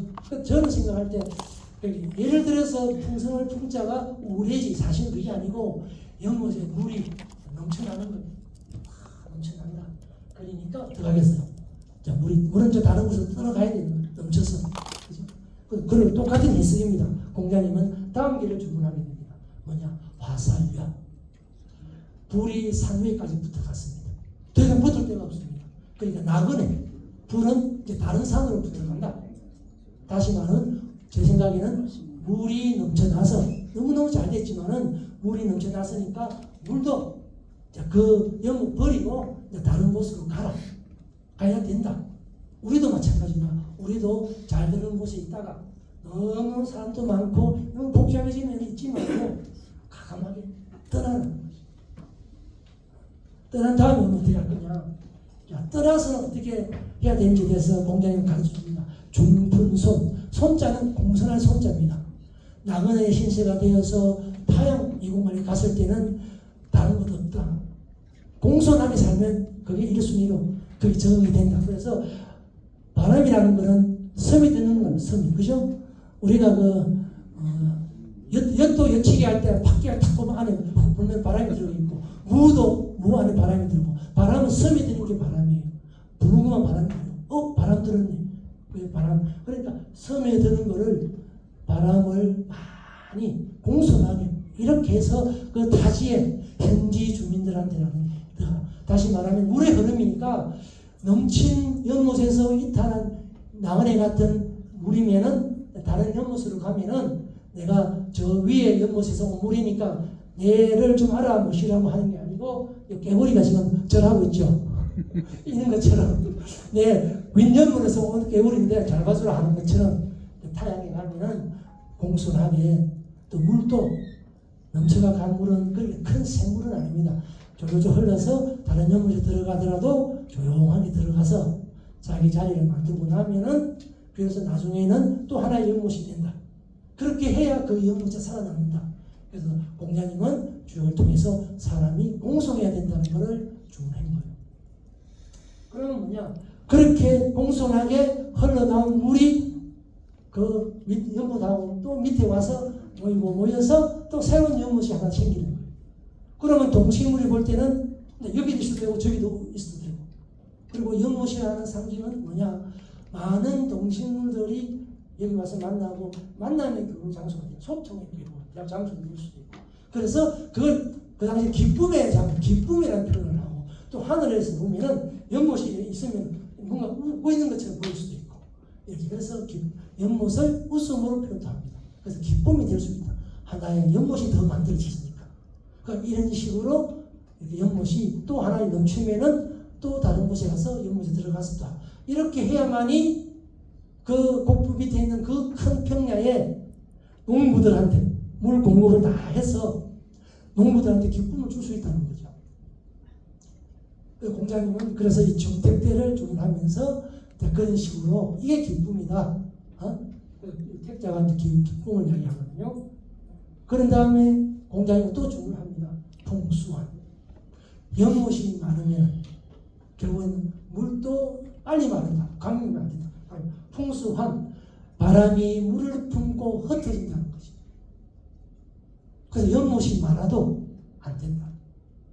그걸 알고 연못을 어떻게 이 물도 우리가 연못이 많이 만들어진 자체가 좋지 않으니까 많이 만들려고 하지 말고 흘러갈 때 흘러보내야 된다. 또 이런 의미가 될 수도 있습니다. 그래서 풍수한 이걸 염두에 두라. 그래서 조문하면 수택절 조절해라. 뭘 조절하냐? 물과 연못을 다 조절해라. 물이 많다고 마냥 연못에 가둘 게 아니고, 또 물이 적다고 또 연못에 다 줄 수 없잖아요. 그죠? 그러니까 적절하게 잘 조절해서 이렇게 연못에 물을 가두어 놓으면은 동식물도 마찬가지고 농부들도 곡부 평야의 농사 농부들도 굉장히 위롭다 하고 이 수택절을 주문하고 있습니다. 그렇게 되면은 풍택중부, 중부란 것은 믿음입니다. 그렇게 물과 연못의 사이를 조절을 잘 하게 되면은 동식물, 연못, 농부들이 굉장히 믿음을 갖는다는 거죠. 그 믿음이 뭐냐? 풍택, 연못들이 흐르는 바람조차도 이 믿음을 다 준다는 거죠. 동식물이나 농부들한테. 그렇게 된 전제하에서 그래도 문제가 뭐 있느냐? 내산소가 그렇게 잘 하고 있지만은 뭔가 작은 또 뭔가 오류가 있다. 마치 내산, 산에 천둥 번개가 쳐서 산을 좋게 만들어 주지만은 치다 보면은 그 소리가 또 뭔가 아는 것 같으면 뭐 이렇게 동식물한테 피가 줄 수 있다. 그렇지만은 산 전체가 잘 되는 걸, 좋아지는 걸 비하면은 그 여성 번개의 그 소리는 그 두려움은 아무것도 아니다. 그 정도의 우리가 어떤 오점은 받아들여야 된다. 수택절에서 물 잘 공급하고 다 좋아지는 상태에서 어떤 연못에서는 우리는 물이 좀 작네요라든지 그죠? 뭔가 공급하는데 불편한 데가 있을 겁니다. 그죠? 많이 뭐 나눠주다 보면은 그죠? 적다고 이렇게 불편할 수가 있고 그런다니. 그래서 어떤 공자는 이런 소가 작은 거는 감수를 해라. 그렇게 됐을 때 비로소 수화 기제, 물은 수화, 물은 밑에 화가 있습니다. 열정을 가진 물, 뜨거워진 물이라고 나는 또 봅니다. 뜨거워진 물이 기제 이미 다 대지를 건너왔다. 할 일 다 했다. 태산에서 시작된 수레둔의 그 작은 요건 물이 웅덩이 연못을 지나서 이 평야를 지나서 이미 다 건너온 완벽한 물이 됐다는 거죠. 소임을 다 했다. 이게 비로소 배움의 길이라는 게 많이 배워서 다 이렇게 백성들을 가르치고 교육에 힘쓰고 하는 그런 걸 통해서 이루어진다는 자체가 물하고도 똑같다는 거죠. 또 공자님은 전제를 답니다. 마지막 화수미입니다. 화수미죠. 불이 앞이고 수암입니다. 불 밑에 물이 있습니다. 또 이게 뭐냐면은 저는 생각에 수레둔에서 시작된 태산에서 시작된 물이 곡구평야를 적실 때까지 흐르는 물들이 흐르는 데만 급급해서 너무 앞서 흐르다 보면은 태양에 의해서 다 말라버린다. 열정이 너무 세면 안 된다. 그러면은 이 대리를 건너가지 못한다. 그러면 그 물은 어떻게 해서 다시 하늘을 올라가 수증기가 되어서 겨울에 태산 겨울산에 또 얼음이 돼서 우리가 올 때 기다려야 된다. 다시 시작인 거예요. 그래서 우리가 어떤 일을 하더라도 뭔가 열정이 너무 앞서서 일이 그르쳐지면은 도리가 없다. 포기하지만 다시 태산의 물처럼 추운 겨울에 가서 얼음이 돼서 있으면서 어떤 우리의 작을 통해서 다시 흘러내리고 이 세상을 다시 시작한 마음으로 이래 사는 게 맞다고 이야기를 하고 또 우리 주위에서 실패를 통해서 성공한 사람이 얼마나 많습니까? 그죠? 우리 교회 회장들이 그냥 때밀이 했다든지 나는 그게 재밌더라고요. 김영식 전호그룹 회장 그 사람은 안 해본 게 없더만요.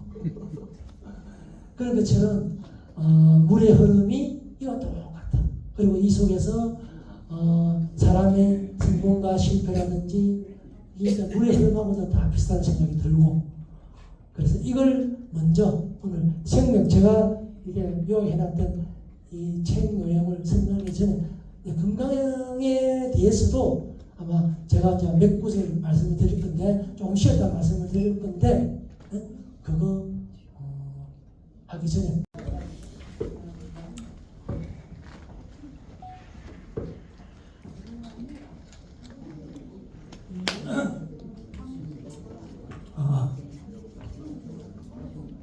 이 64개를 이야기하면서 이 9가지를 이렇게 정리해서 무한구계라는 말을 씁니다. 예? 무한계는 근심을 그죠? 근심을 극복하는 9가지 그죠? 근데 저는 이제 이야기하고 싶은 게 질환구계 병을 없애는 9가지 이렇게 대비해서 말씀을 드리고 싶습니다. 다시 한번 지혜복 회복에 돌아가야 된다는 거죠. 돌아가기는 어찌 하겠어요? 기초 그죠? 면역력 이런 거 생활 리듬 나중에 우리 책자에서 이야기할 겁니다. 중요한 수상근 갈등이나 이런 걸 그냥 놔두면은 장애를 일으키니까 어쨌든 이상 신호를 빨리 감지해서 해결하자. 택수고 물이 마르면 안 된다. 다시 말하면 현대인들은 수분 부족에 시달리고 있습니다. 커피 많이 마셔서도 그렇고 차 많이 마셔도 그렇고 수분이 굉장히 부족합니다. 그러니까 그런 것뿐만 아니고 영양에도 신경을 많이 써서 이렇게 마르지 않게 해야 된다는 거하고 스트레스 풀어야 되는 풍내익, 그 다음에 전택리, 한의 기운을 많이 받아서 해프폭이라든지 이런 걸 좀 했으면 좋겠다는 생각이 들고 집풍성, 기초 체력 단련하는 거, 수풍정 이래서 체력, 균형 영양 이런 거, 화풍정이고 좀 운동이라든지 신진대사 이런 회복 면에서 좀 규칙적으로 좀 이렇게 잘 하면 좋겠다는 생각하고 중풍손 언제나 공손하게 스트레스 이렇게 조절하면서 마음을 이렇게 평정하게 갖는 게 질병을 예방하는 그런 방법이 아닐까 이렇게 생각해 봤습니다. 그래서 어쨌든 공자님은 그 태산의 자락에서 태어나서 이렇게 학문을 통해서 자기가 섭득한 학문을 또 펼치려고 천하를 제자들과 함께 이 나라 갔다 저 나라 갔다 이렇게 주로 하면서 이렇게 고생을 하고 상처도 많이 받고 하는 그런 과정 속에서 다 이런 이야기들을 쓸 수 있지 않았을까 하는 생각을 해봅니다. 그리고 공자님은 이렇게 주역의 시비를 통해서 메시지를 주는데 여러 가지는 빼고라도 세 번째 어쨌든 이 변화의 흐름을 이렇게 읽고 우리가 때에 맞춰서 행동을 잘 하자.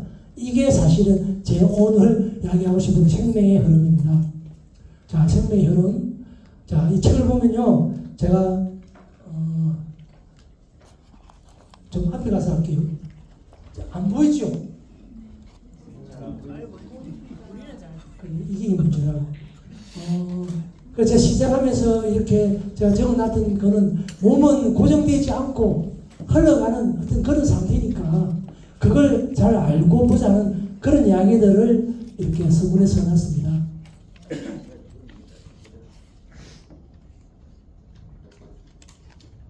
이게 안 보여갖고 이야기하기 참 그랬는데 보입니다. 페이지 수도 그죠? 5페이지, 6페이지 있죠, 그죠? 좀 앞에서 할게요. 자, 그죠? 그래서 왜 우리가 몸이 고정되어 있게 아니고 흘러가는 존재라면 여기 5페이지 있는 것처럼 피도 흐르고, 그죠? 우리가 생각도 흐르고, 여러 가지 상태가 구조적인 게 아니고 흐름이기 때문에 그 흐름에 대한 이야기를 제가 이 책에서 썼다는 생각이고 하고요. 이 흐름이라는 걸 이야기하다 보면은 질병도 좀 새롭게 이렇게 우리가 눈으로 보인다는 거죠. 그래서 하나의 시선으로 보지 말고 전체적으로 어떤 그런 시선으로 우리가 몸을 보자는 이야기를 하고 싶습니다. 그래서 차례에 보면요. 제가 하고 싶은 이야기들이 여기 있습니다. 예를 들면은 제일 기본적인 이 흐름들 어떻게 회복할 거냐 이 이야기가 핵심인데 중요한 리듬, 생명의 리듬은 낮과 밤입니다. 낮과 밤에 대해서 이야기하고 싶고요. 그 다음에 먹는 거, 식사, 그 다음에는 잠자는 것에 대해서, 그 다음에는 어떻게 숨을 어떻게 쉬어야 되는지 이런 이야기를 하고요. 그 다음에 시간이 되면은 뭐 자율신경, 스트레스 뭐 이렇게 이런 이야기를 하고, 그 다음에 제일 마지막에 가서는 근심 걱정 이야기, 그다음 명상 이야기 이런 걸 좀 하고 싶은데요. 자, 잠깐만요.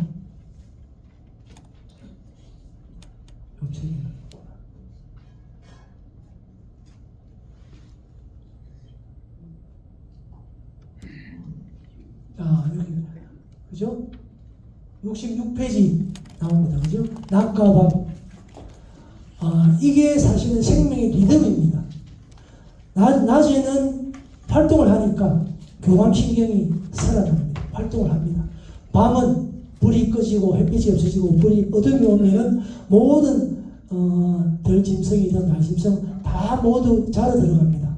그런데 사람만이 아직도 안 자고 불빛이 요란합니다. 그래서 낮과 밤의 리듬이 다 무너져 있기 때문에 건강에 제일 문제가 많습니다.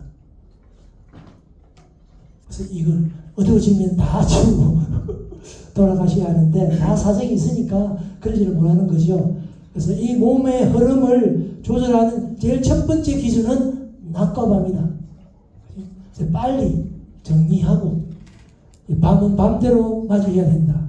밤이 오면은 또 중요한 건 수면이니까 그죠? 그래서 현대인들은 이 지금 리듬 자체가 밤에도 불이 켜져 있고 밤에도 또 다른 사람 만나서 또 낮처럼 행동하고 하는 가운데서 끊임없이 이 리듬이 깨어져 있어서 회복이 안 되는 거예요. 이것이 제일 문제라는 이야기를 대충 적어놨고요. 그 다음에 중요한 게 먹는 겁니다. 뭐 얼마나 많이 먹어야 되느냐, 언제 먹어야 되느냐, 이런 문제들이 많이 있습니다. 그런데 이 먹는 거라는 게 여기도 써놨지만은 밖에서 흘러가는 모든 흐름들이 우리 몸으로 들어오는 연결부위가 이 먹는 겁니다. 그러니까 이 먹는 거를 뭐 배고파서 먹는다 이렇게 돼서는 안 돼요. 어떠냐? 이 흐름을 이어가는 먹는 거는 낮에만 먹어야 됩니다. 밤에 먹으면 안 됩니다. 밤에 먹게 되면은 그대로 밤은 낮이 돼. 왜? 신체 안에는 낮이 됩니다. 그래서 밤에는 다 소화가 되어서 스위치가 꺼져갖고 쉬어야 되는데 밤에 먹게 되면은 자고는 있는데 몸은 낮이니까 회복을 해내지를 못합니다. 그래서 피곤합니다. 그게 쌓이면서 몸은 망가집니다. 그래서 가능하면은 우리 병원에서도 밥은 5시에 줍니다. 5시에 먹고 소화 다 시키고 8시, 9시 뭐 정도 되면은 다 주무시게 합니다. 다 그런 이유가 있습니다. 적어도 먹고 3시간, 4시간 이후에 잡니다. 또 너무 일찍 8시, 9시 자면요 다 새벽에 일어납니다. 새벽에 일어나면 할 일이 없습니다. 그래서 주문하는 게 가능하면은 저녁에 깨어 있으면서 한 10시나 10시 반까지 깨어 있으면서 뭔가 해야 됩니다. 뭔가 해야 된다면 또 테레비 앞에 앉아갖고 그게 걔는 문제입니다. 테레비 앞에 앉아 있으면은 이 흐름이 멈췄습니다. 흘러가지 않습니다. 흐름을 흐르기 위해서는, 흘러가게 하기 위해서는 뭘 배워야 됩니다. 노래를 배우든지 악기를 배우든지 뭔가 발전적인 걸 해야 됩니다. 아까도 약간 풍내익입니다. 스트레스가 좀 갈만한 걸 해야 됩니다. 그래서 10시까지는 제 생각할 때는 한 5, 6시 먹고 속이 완전히 소화돼서 장도 편안할 때까지 먹어야 된다는 이야기를 하고 싶습니다. 그리고 얼마나 먹어야 되느냐? 몸 안에 흐름이 막힐 정도로 먹으면 안 됩니다. 소화가 안 된다든지 뭐 이렇게 되면 안 됩니다. 적당히. 그래서 많은 학자들의 이야기가 한 60%, 70% 평소 먹던 양, 또 낮에 아침, 점심이 더 많이 먹다가 저녁에는 가능하면은 좀 적게 먹어라. 그래 빨리 스위치가 꺼지고 그렇게 해야 밤에 잠을 충분히 이룰 수 있다. 이런 이야기고요. 그리고 먹을 때 제가 빨리 씹지 말고 맛을 느껴라. 맛을 느껴야 내 몸이 흐름을 받아들인다. 흐름을 받아들이기 위해서는 내 감각이 살아나야 됩니다. 그죠? 짠맛인지, 뭐 매운맛인지, 신맛인지, 쓴맛인지, 싱겁는지 이걸 다 느껴야 됩니다. 심지어 먹을 때 몸이 향도 느껴야 됩니다. 그런 하나하나의 감각이 우리 몸을 깨웁니다. 그걸 통해서 또 다음에 식사를 할 때 전에 먹었던 게 기억에 올라옵니다. 끊임없이 자기 몸을 흘러가도록 계속해서 기억시키고도 반복해야 됩니다. 그래서 느낌이 오도록 느낄 정도로 천천히 먹으라는 이야기를 좀 하고 싶습니다. 그 다음에 수면입니다. 수면도 우리는 그냥 눈 감으면 잔다. 이런 이야기가 있습니다. 일찍 자면은 치매가 올 수가 있습니다. 계속 잠 좋아하는 분들, 많이 자는 분들 좋은 현상이 아닙니다. 예? 눈 감으면 자고 해 밝으면 일어난다. 그만큼 머리가 많이 스위치가 꺼져 있으면 그만큼 이 머리도 결국엔 노화가 빨리 찾아옵니다. 그리고 최근에는 더 뒤편에서 이야기를 했는데 뇌신경은 재생이 안 된다고 이렇게 옛날부터 불과 몇십 년 전뿐만 아니고 최근 한 5, 6년 전까지만 해도 뇌신경은 죽으면 그냥 끝이다. 예를 들면 술 먹고 만취돼서 다음 아침에 내가 기억이 안 난다. 이렇게 됐을 때 뇌신경이 다 죽어버리십니다. 그죠? 그리고 치매나 만약 이랬을 때는 기억이 안 나는 기억 장치 무리가 오는 거예요. 그죠? 기억이 안 되기도 하고 기억이 안 나기도 하고 기억이 나는 거하고 이렇게 안에 기억을 못 넣는 거하고 안 나는 건 완전히 다른 문제거든요. 치매는 두 개가 다 안 돼요.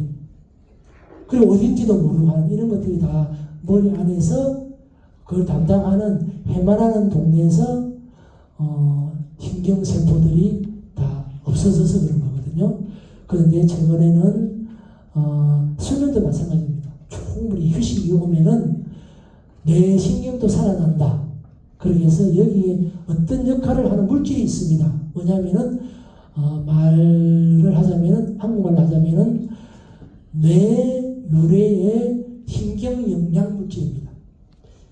BDNF라고 뇌에서 기인한 뇌 영양 물질인데요. 이게 만들어진답니다. 이게 어떤 자극에서 만들어지면은 결국에는 뇌 신경이 살아난다는 거예요.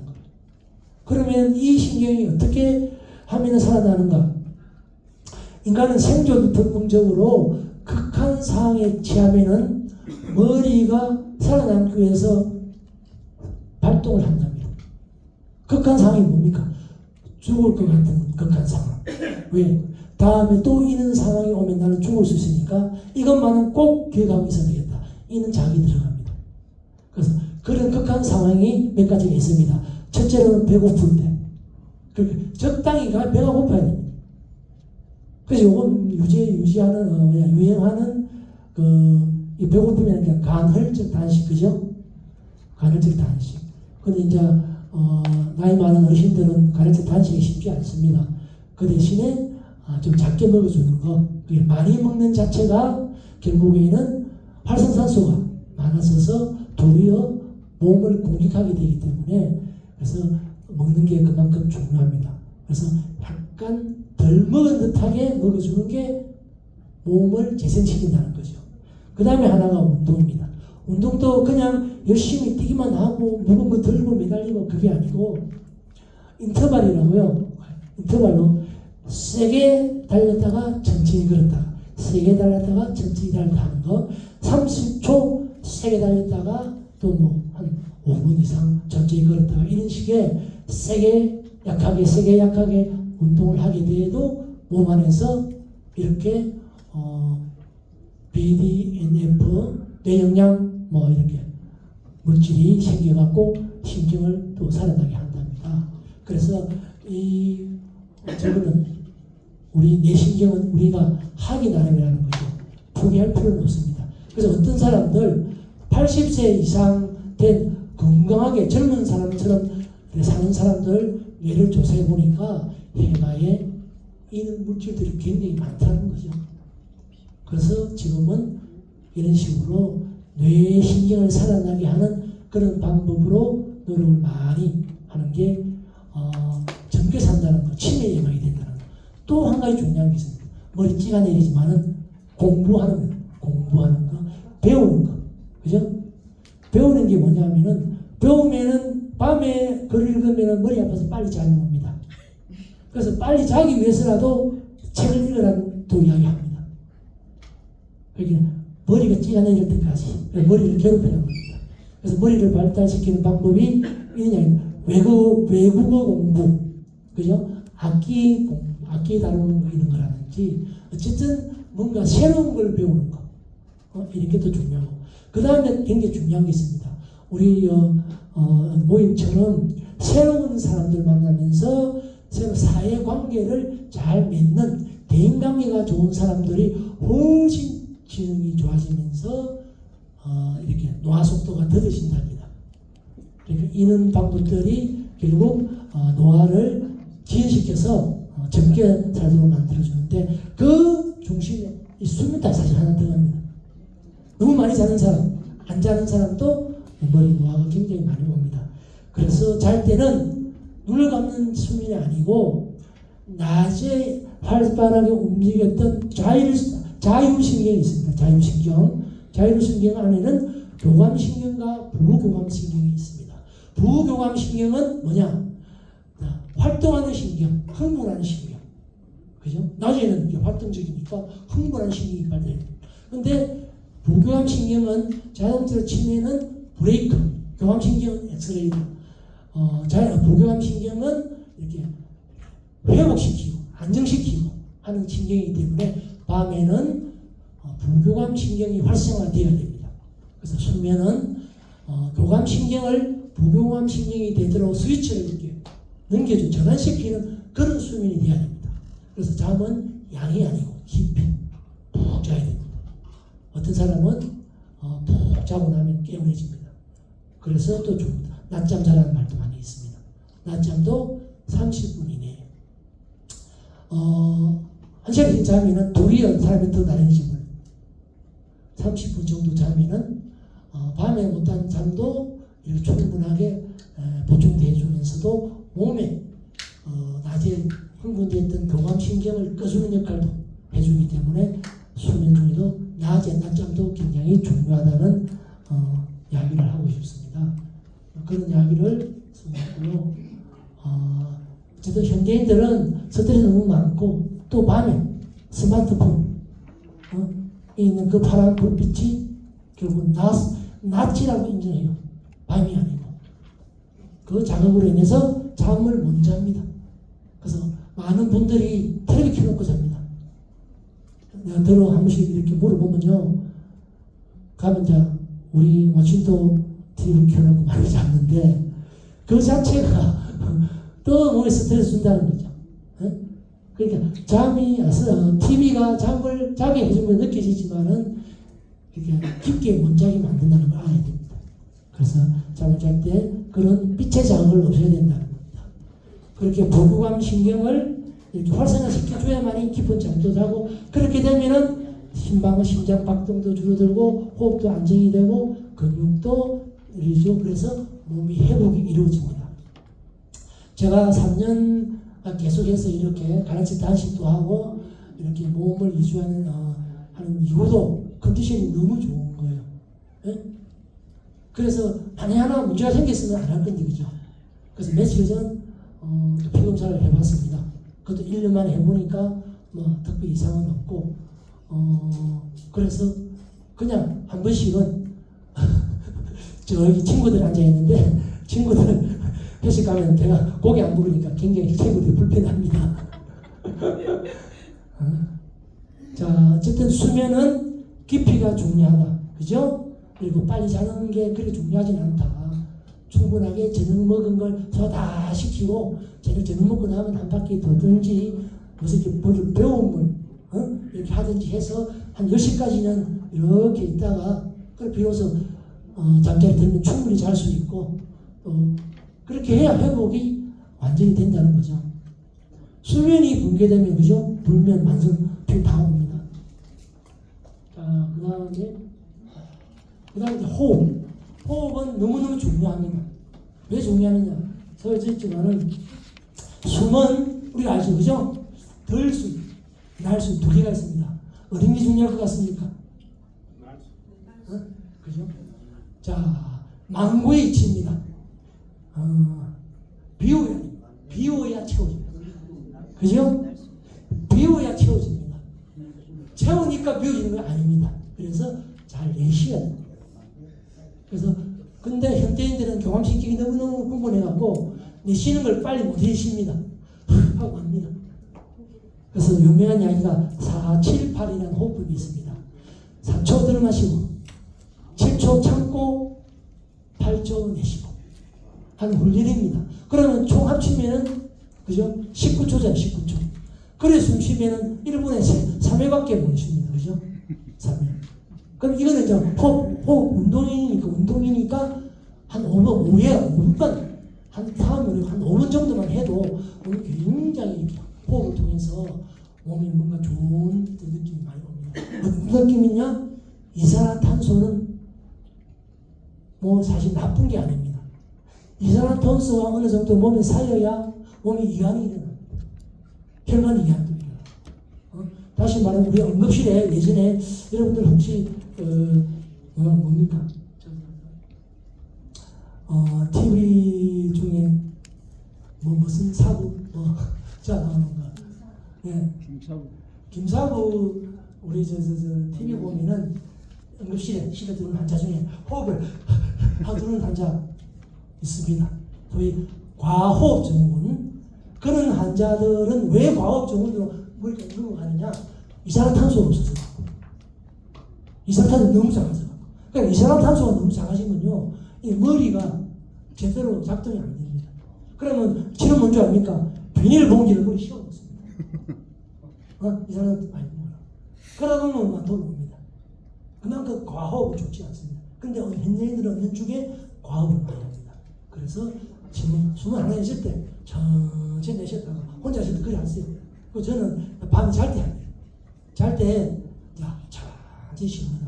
왜? 그때가 제일 하기 좋잖아요. 그러다 보면은 몸이 릴렉스, 이완이 되면서 잠을 잘 자게 합니다.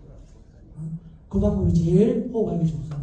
여기 이제 그런 이야기들을 써놓았습니다. 그래서 이 내쉬는 숨이 굉장히 중요하기 때문에 잘 내쉬고 살면 된다. 그 다음에 중요한 게 이제 아까 이 자율신경이 어쨌든 몸의 밸런스를 잡아준다는 이야기를 내가 드렸고요. 그 다음에 스트레스. 자, 스트레스 읽어보면 아시겠지만 스트레스는 절대 받는 게 아닙니다. 우리는 스트레스 받아도 하잖아요. 그거 다 틀립니다. 스트레스는 내가 내는 겁니다. 그걸 알아야 돼요. 왜? 스트레스 안 받으면 되잖아요. 안 받으면 스트레스는 내가 그에 대해서 방향하는 게 스트레스지 스트레스 받는다고. 우리 괜히 자기가 스트레스를 내놓고 남한테 짜증내는 게 그게 또 우리 사람입니다. 그래서 내가 스트레스를 안 내도록 자가지 노력해야 됩니다. 그런 이야기를 쭉 이렇게 이제 써놨는데 스트레스를 안 받기 위해서도 좋습니다. 리듬을 잘 갖고 식사하는 거, 호흡하는 거, 수면하는 거 이래서 몸이 안정되면은 스트레스가 덜 생깁니다. 화가 안 납니다. 심지어 먹는 것만 바꿔도 화가 좀 잘 안 납니다. 그만큼 우리 몸이 굉장히 뭔가 안 좋은 상태에 빠져 흐름이 막혀 있는 상태입니다. 그래서 스트레스가 많이 생길 수밖에 없습니다. 현대인들은 특히 그렇습니다. 시간이 거의 다 돼가서 제가 이제 뒷이야기를 한번 해보겠습니다. 조금 알겠고. 그래서 이제 오늘 이야기를 들으면서 말씀드리고 싶습니다.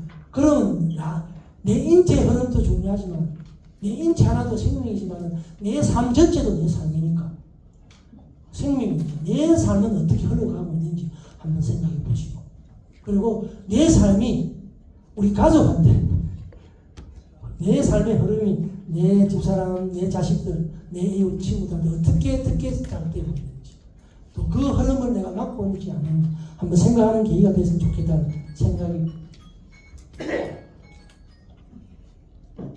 있고요.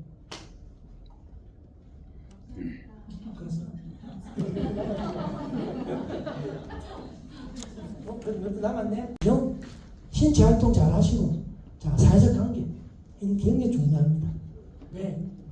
결국엔 이 머리가 신경이 어떻게 정신이 어떻게 되느냐가 우리를 끌고 다닙니다. 그래서 항상 목표를 가지고 살아야 된다는 걸 말씀드리고 싶고 자 아까 우리가 뇌 영양제 이야기 했고요. 자, 이 사람 이야기 재밌는 이야기를 많이 합니다. 이 사람 한번 쭉 보면요. 자, 지금 규칙적으로 살자. 그죠? 일광욕 하자. 101살이면 일본 의사입니다. 그죠? 30분 산책하는 거, 낮잠 자는 거, 또 아침 일어나면 체조하는 거, 운동 그렇게 많이는 하지 않는다는 거, 자, 자기 몸도 늘 체크하면서 한다는 거, 항상 목표를, 한 달 목표, 1년 목표, 한 달 목표, 심지어 이 사람은 10년을 생각하면서 한다고 이야기를 합니다. 이렇게 하고, 그 다음 이 사람 보세요. 단 거. 단 거 안 먹는다. 그리고 탄수화물 자기는 제한 안 한답니다. 그리고 과도한 짜기는 안 먹고 절대 트랜스 지방, 튀긴 음식, 그죠? 구운 음식 이런 식으로 그런 절대. 그 다음에 가공식품. 가공식품 중에는 저는 뭐겠습니까? 우리가 뭐 소세지, 그죠? 소세지, 햄, 그 다음에 오뎅, 그 다음에 맛살, 뭐 이게 다 그죠? 가공이고. 어쨌든 고기처럼 느껴지는 것들이 다 그냥 가공되어 있고, 심지어 쌀밥조차도 가공을 너무 많이 한 거잖아요, 그죠? 그래서 가능하면은 고가공이 아니고 가공을 했대, 가공을 조금 한 거. 왜냐면은 가공이라는 거는 그죠? 요리도 하나의 어떻게 보면 가공인데, 이렇게 이야기하고요. 그 다음에 그죠? 동양화학 사업은 자기는 다 이렇게 하고, 자연치유력을 믿는다. 그 다음에 약도 꼭 필요한 거 먹는다.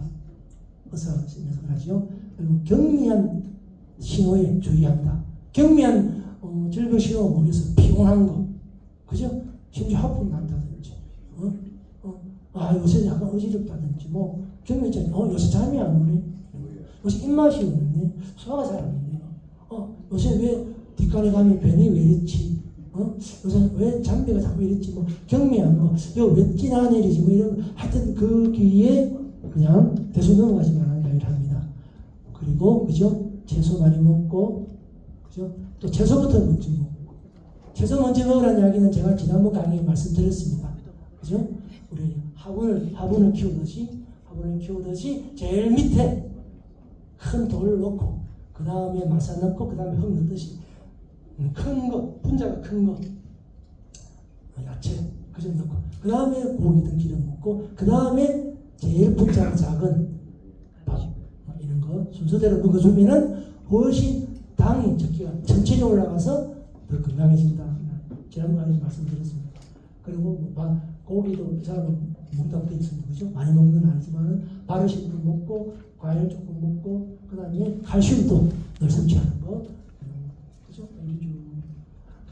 이런 내용들은요, 요새는 뭐 인터넷 찾아보면 다 있고, 유튜브도 많이 있고, 있으니까 다 각자 찾아서 각자 자기 건강을, 다시 말하면 이 가지고 있는 자기 생명의 흐름을 잘 이렇게 흘러가도록, 이렇게 하시도록 바라겠습니다. 이상입니다.